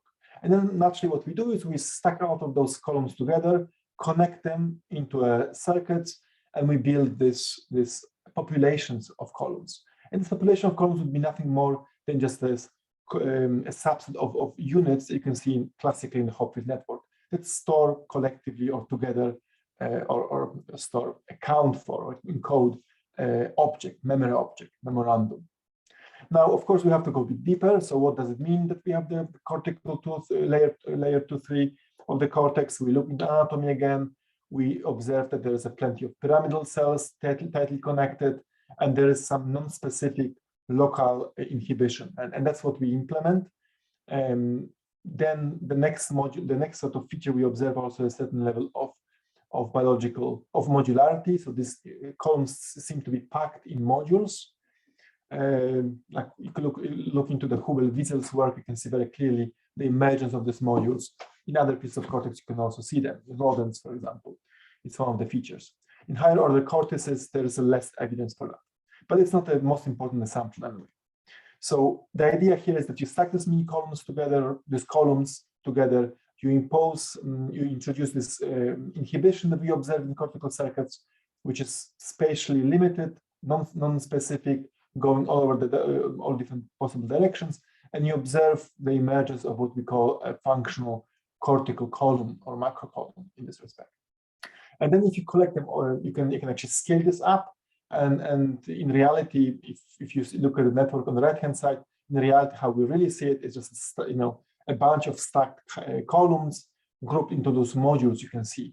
And this is kind of what we consider a piece of cortex. And if we want to simulate this, a piece of cortex of the size typically going from anything from 1 millimeter to now we do to 3 millimeters by 3 millimeters, then you actually need to have a supercomputer to do that, because there's a lot of differential equation you have to solve to be able to scale this up. And of course, this kind of patch of cortex could be attributed to the prefrontal cortex with a certain extra constraints on the circuitry, on the parameters. but that could also be repurposed to serve other pieces of cortex, because the design cortex of the cortex is rather generic in this respect. Now, what can this kind of very simple piece of network do? Well, obviously, we expect that this network can store some memories, but how does it happen? It has certain dynamics. So the function, capability to store memories, is coupled strongly to dynamics of this network. And that's very important, because if you want to go to the biological tissue, you want to, of course, collect the data and understand whether the neural dynamics observed in data matches what we observe here on both function and dynamical level. Now, so if we do a very simple stimulation, so if we stimulate one of those sets of neurons, cell assemblies, let's say the item corresponding to an apple, what we would expect is that all units that belong to the cell assembly get activated. And that's actually what you see here in this spike raster. So here in this respect, what you see basically is that over time activity of population of neurons. Each dot corresponds to the spike of a neuron, if you like. And then the subset of these neurons marked here in green corresponds to the neurons that belong to the cell assembly encoding for a stimulated item in this respect. So once we stimulate this, we can see that the network from this more like chaotic behavior gets recruited and a specific item gets activated. And that basically means, as I said, that one of those columns gets activated in our network, like in a Hopfield network. And this is what we actually observe in electrophysiology also, this bistability of the networks, that you can actually move from this less organized ground states to what some experimentalists would call up states. So we call them sometimes active states, where the activity of the network is more organized. Interestingly, importantly, if we look into the activity of our individual neurons, not only the spiking, but also membrane potentials, we can actually observe oscillations. And that's actually very attractive for us, because oscillations is a very, very suitable glue or connection or bridge to experimental data. As you know, in not only in working memory, in cognition, a lot of studies, neuroimaging studies in humans, for example, they focus on oscillations or ERPs, if you like, another facet of EEG or MEG recordings that help us study and understand the correlates of different cognitive states. So having oscillations emerging in the network is a very convenient tool for us to make that connection to experimental data. So if we actually dig deeper into this correlates, we can actually see that the basic oscillations we get it's a gamma and alpha/beta activity. Gamma activity is accompanied the activation of specific attractor, this more organized network activity, whereas the more alpha/beta slower activity of the network is accompanied this more background, little bit more chaotic, disorganized distributed activity across the whole network. And they seem to be mutually exclusive. That's also very important, that if we observe gamma, then we do not observe beta, and not the way around. If you observe beta, then we do not observe gamma, meaning that the network really exhibits this bistability. It's either in this active state or in the ground state. It's not, there's no middle state for that. And there's actually this duality or bistability, this mutual exclusiveness of gamma and beta is a common theme observed in the cortical tissue. Here on the left-hand side, you have the recordings from monkeys in a working memory task, where over time, the monkeys presented 3 items. The presentation of 3 items corresponds to 3 peaks you can see here. In red, you have the envelope of the power of oscillations in the gamma band, and in this dark red, this darker color is the oscillations in the slower beta/alpha, or rather beta band. And you can see, how mutually exclusive they are. So if the activity in one band is enhanced, and the activity in the other band is decreased. So there's this very clear push and pull that corresponds very well or to the dynamics we observe in our networks. In fact, if you look deeper, these oscillations are not really the persistent oscillations of the cortical tissue that we go, and we are locked in 1 second of oscillatory burst. They're actually much more distinct events, small bursts of gamma activity lasting 2-3 cycles. That's what we observe in the data. And interestingly, that actually is in contrast to what people have previously thought the basic fundamental correlate of working memory to be. So there's been this famous persistent activity hypothesis that really dominated the field for years. It was born out of the analysis of the recordings from monkeys, where it was shown a certain item in the screen, and then when the monkey was asked to keep that item in memory, item disappears from the screen. So obviously we have this so-called delay paradigm in working memory, where we're supposed to hold something in our memory, even if though the stimulus, the cue, is no longer available to our senses. So that basically is the signature of memory. And by analyzing the data, people came to conclusion that the signature of this, the neural signature of this storage of memory or encoding of memory, is the persistent activity of many neurons corresponding to the given cell assembly. And that has been very much due to averaging effects. Nevertheless, it inspired a lot of work in the computational field. So there's been a lot of models that were trying to reproduce this phenomenon, trying to keep memory for a second or two in memory or in the network active. And this could be done by various different mechanisms. I'm not going into detail here, but there's been a plethora, a zoo of models that have reproduced this behavior. Now, if you look into actually biological data, there's been actually more and more where people look into single trials in particular. They realize that the reality is not so obvious, that we have this persistent activity bridging the gap where the item is no longer available to our senses. It turns out that this activity is not so persistent. It's actually patchy. There's been evidence, coming from very different directions, from electrophysiology, from neuroimaging data, and so on. So there is growing understanding that actually reality is a little bit more complex than that. In fact, I can say that our analysis here was one of the first analysis of the single trial in this paradigm. So we proposed this notion of bursty-like manifestations of working memory, which again, interestingly, was inspired very much, this kind of analysis, the way we approach analysis, by the earlier modeling results that we obtained. So what was the underlying model that produced that more bursty-like behavior for the neural network, for the working memory network model? This actually was the model where we added synaptic augmentation. So that's basically that's a feature present in cortical circuits, or rather feature of synapses, that you can actually preserve activity or there's a synaptic trace preserved long before after the memory is gone, and that synaptic trace becomes augmented with every new activation. So the more you activate a specific synapse, the more response you can expect on the next occurrence of that specific synaptic activity.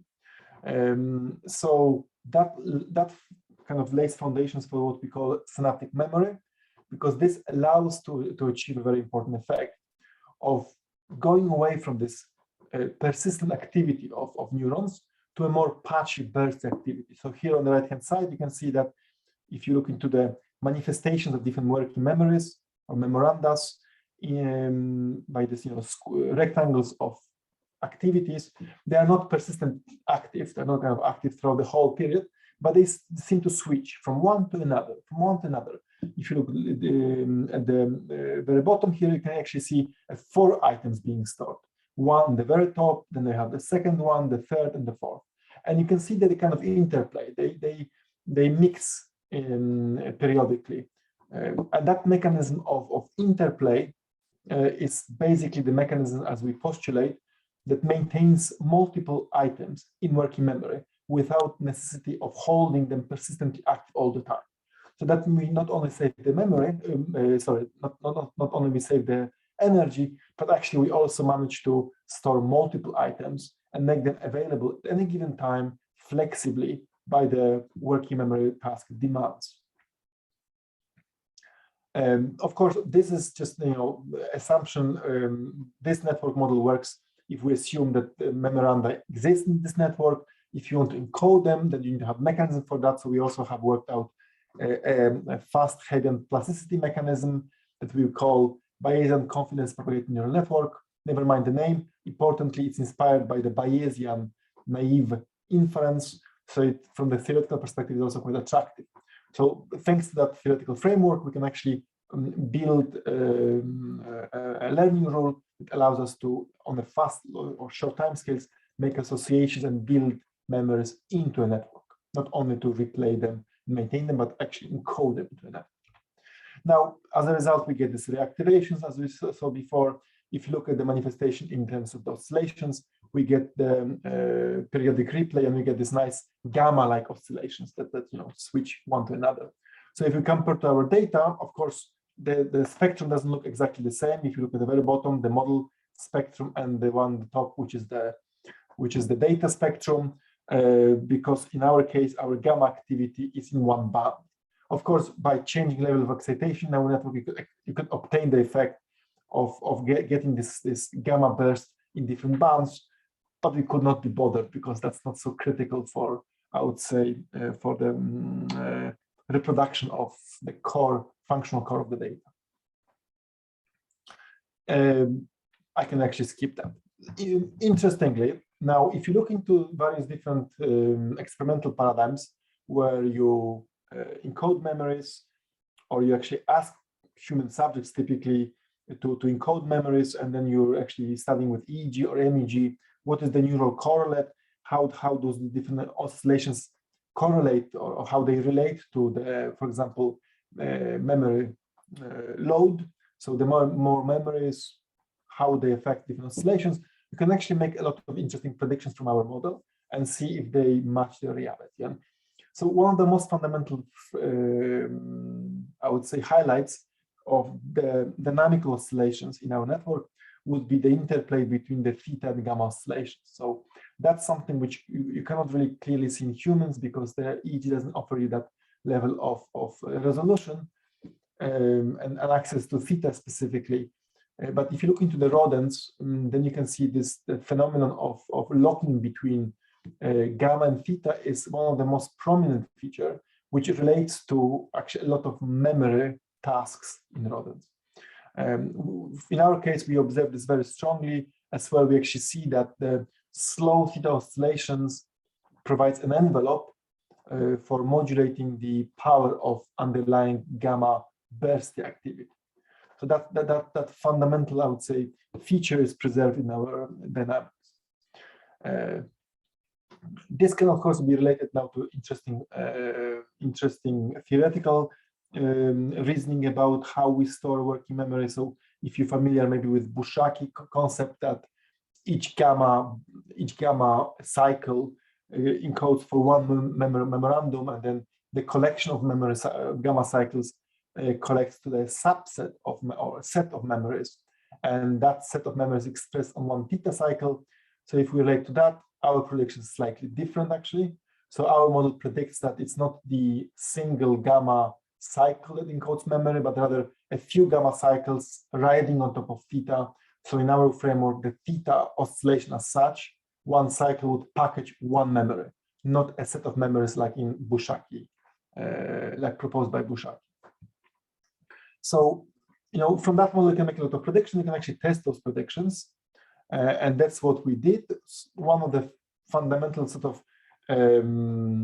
discriminative manipulation is to study, or to discriminate between the different paradigms, is to study the working memory load and the dependence of oscillatory activity on working memory load.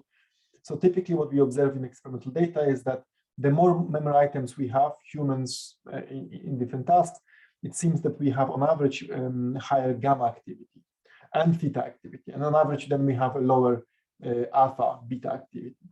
And that's also something which we reported in our study with the monkey data. It was exactly similar finding.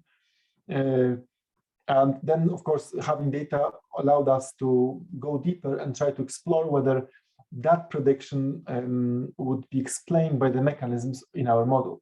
So just to remind you, in our model, we would predict that this increase of gamma is not because of some increase of gamma activity in or gamma amplitude oscillations.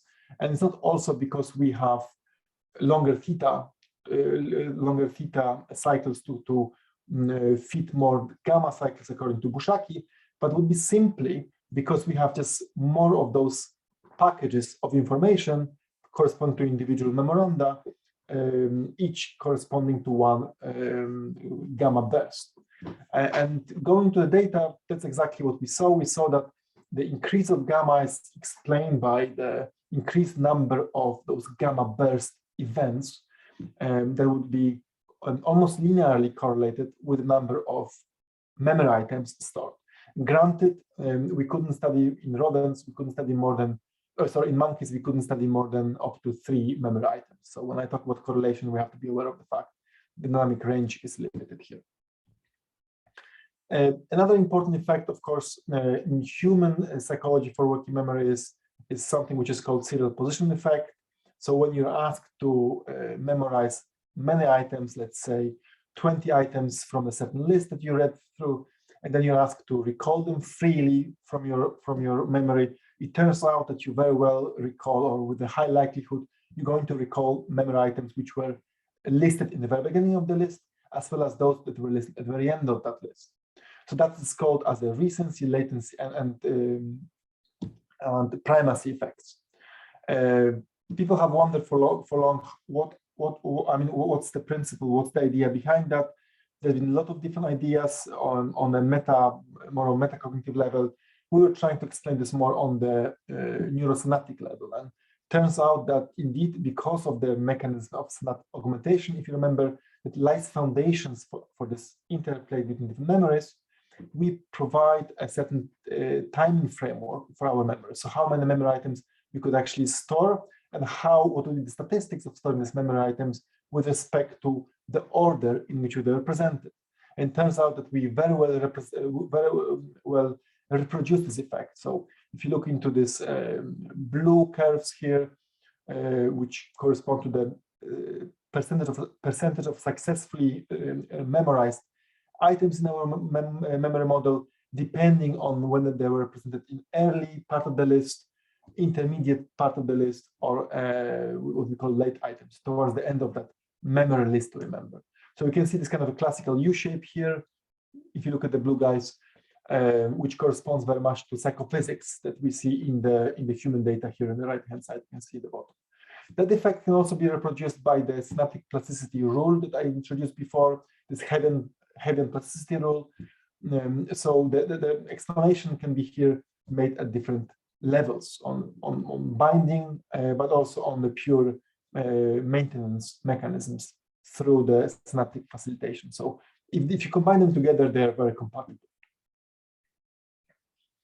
Now, just to finish this up, of course, working memory as such it's not just one single network phenomenon. So we do study working memory also in the wider context in the context of interaction between this more long and short-term memory storages.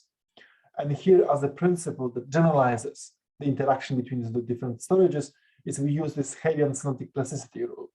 Importantly, as I said before, one of the key features to repurpose this their functionality or functionality of these networks to fit long versus short-term memory would be to adjust the time scale of learning here. And of course, for long-term memory, time scale will be longer. For short-term memory, will be much shorter. And that's intrinsic and one of the most fundamental parameter that parameterizes our learning rule. So if we do that, then we can actually build network. You can see here on the left-hand side, the bottom, what we do is we have this short-term memory storage that we would attribute somehow to the prefrontal cortex. And then we have the long-term memory storage that could be part of the parietal cortex, temporal cortex. And what we are interested to study is to see how prefrontal cortex could coordinate the activity or could coordinate the memories stored in long-term storages. So what we do is we have a set of studies here where we're trying to first of all encode memories from long-term memory storages to prefrontal cortex. And what we do is we basically we have functional cell assemblies formed in prefrontal cortex that would index the more semantic storage of information in the long-term memory. And that indexing is very useful as the concept here is because it allows you to bind information stored in long-term memory across various modalities. So if you think about certain mental objects that are, episodic memories are obviously multimodal. So you have auditory, you have visual aspects. So if we think about memories as being a collection of these different pieces of information, then we would think of prefrontal cortex to be the hub that helps to bring these pieces together for a specific task at hand. So if you have a certain task where we need to have access to this multimodal memory, the PFC would basically be the place where we hypothesize where you would perform the binding of these different pieces of information. And of course, it can work the other way around as well. If you have a certain task where you form this memory very fast in short time scales, and that memory becomes very important, then you could, of course, use PFC as the medium through hippocampus to consolidate this information and imprint this using, again, this synaptic learning rule on longer time constants in long-term storages, so that you would have a functional connectivity built between these different long-term storages. But this is one of the ways we explain this notion of binding on various timescales that we can observe. Of course, if we then run our experiments, we can study the timings. So if we have working memory paradigm, we have certain activity, we have certain cues that activates individual memoranda. You could actually time and see how long it takes for long-term storage to activate, and that actually corresponds quite well to some of the measured or experimentally reported phenomena in terms of interaction between the PFC and specifically parieto-temporal networks. So a lot of this kind of experiments you can put in the context of this long-term, short-term interaction. I think it's very important because that extends the notion of what working memory is, well beyond just a network which accounts for storing and operating on information in a flexible way in prefrontal cortex. It's actually all memory phenomenon that is controlled and orchestrated through PFC. And of course, there's a lot of other open questions here, because that orchestration, as I mentioned, in PFC, again, there has to be mechanisms behind that. So what I showed you today, it's rather focused on the encoding, on maintaining information, but not so much on controlling the flow and access to the information.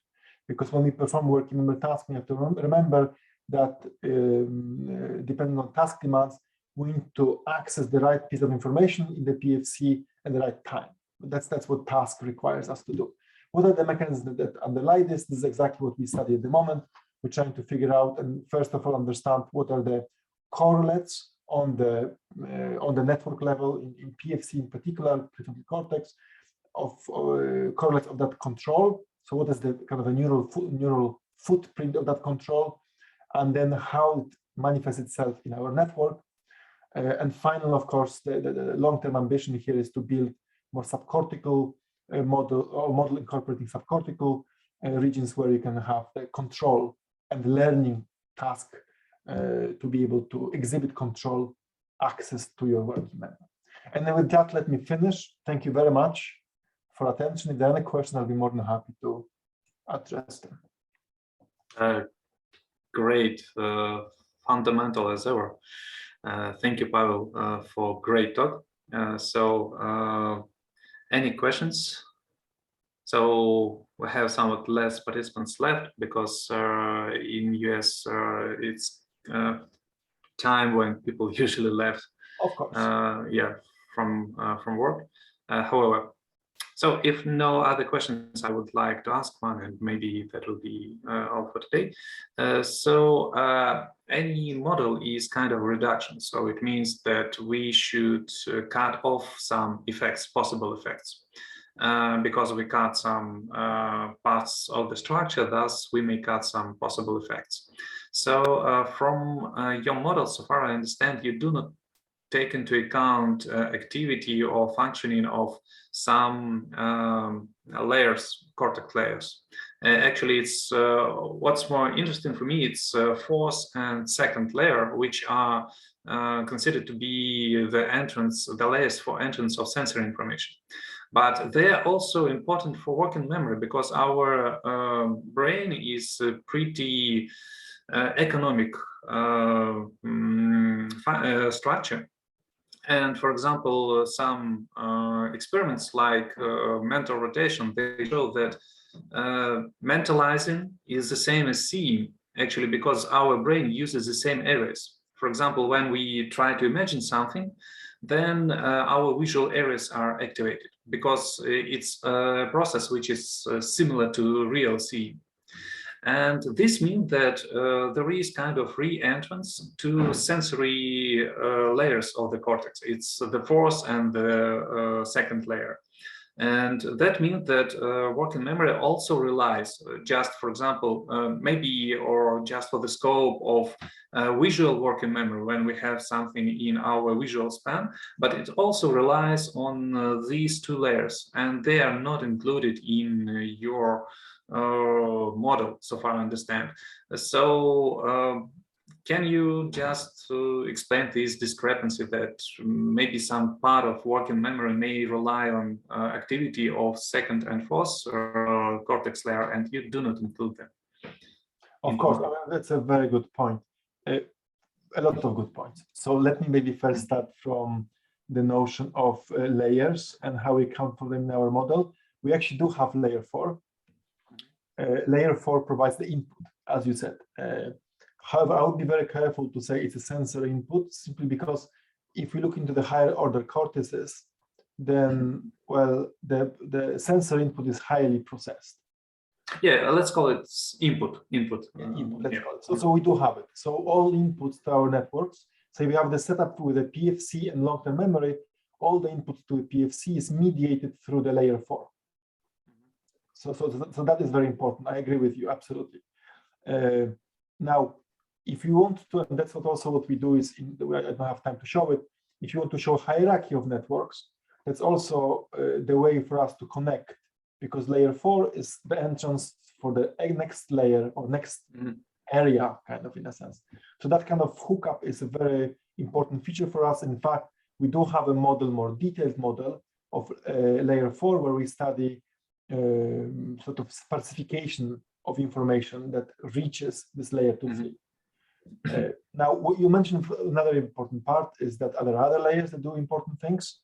I absolutely agree. I mean, if we think about layer 5-6, which has a regulatory kind of role, we don't know exactly what it does, but it seems to be actually a source of beta activity when we look into the top-down regulation. So if you look at the top-down function of our cortex, it seems that it's mediated by layer 5-6. So that's something we don't have. That's absolutely true. And that's a vital component to add if we build a hierarchy of layers in particular. But I see there are other important things for layer 5-6. Also, for what I mentioned before, this control, learning control, how to gain access to information. Layer 5-6 would be important because you could store the copy of information that you selectively access without destroying it. So yes, I mean, you've made very important points. A lot of things we don't have yet, but we think about this and we try to account for this as new data comes in. Okay. Thank you, Pawel. I think we'll finish with this. We have some time planned for discussion, but few participants left. So people were waiting until you finish with your talk and then left. It's okay. So anyway, if someone wants to say just few words in discussion, then you're welcome. You may simply turn off your microphone and say something. Okay, so so what attendance did you have today? Sorry? What attendance did you have today? Did you manage to get people? Because it's actually, you try to synchronize different time zones. which was difficult. Yes, we had a pretty nice attendance. It was so different people come and in and out, but it was like 16, 18 all the time. So it was pretty nice.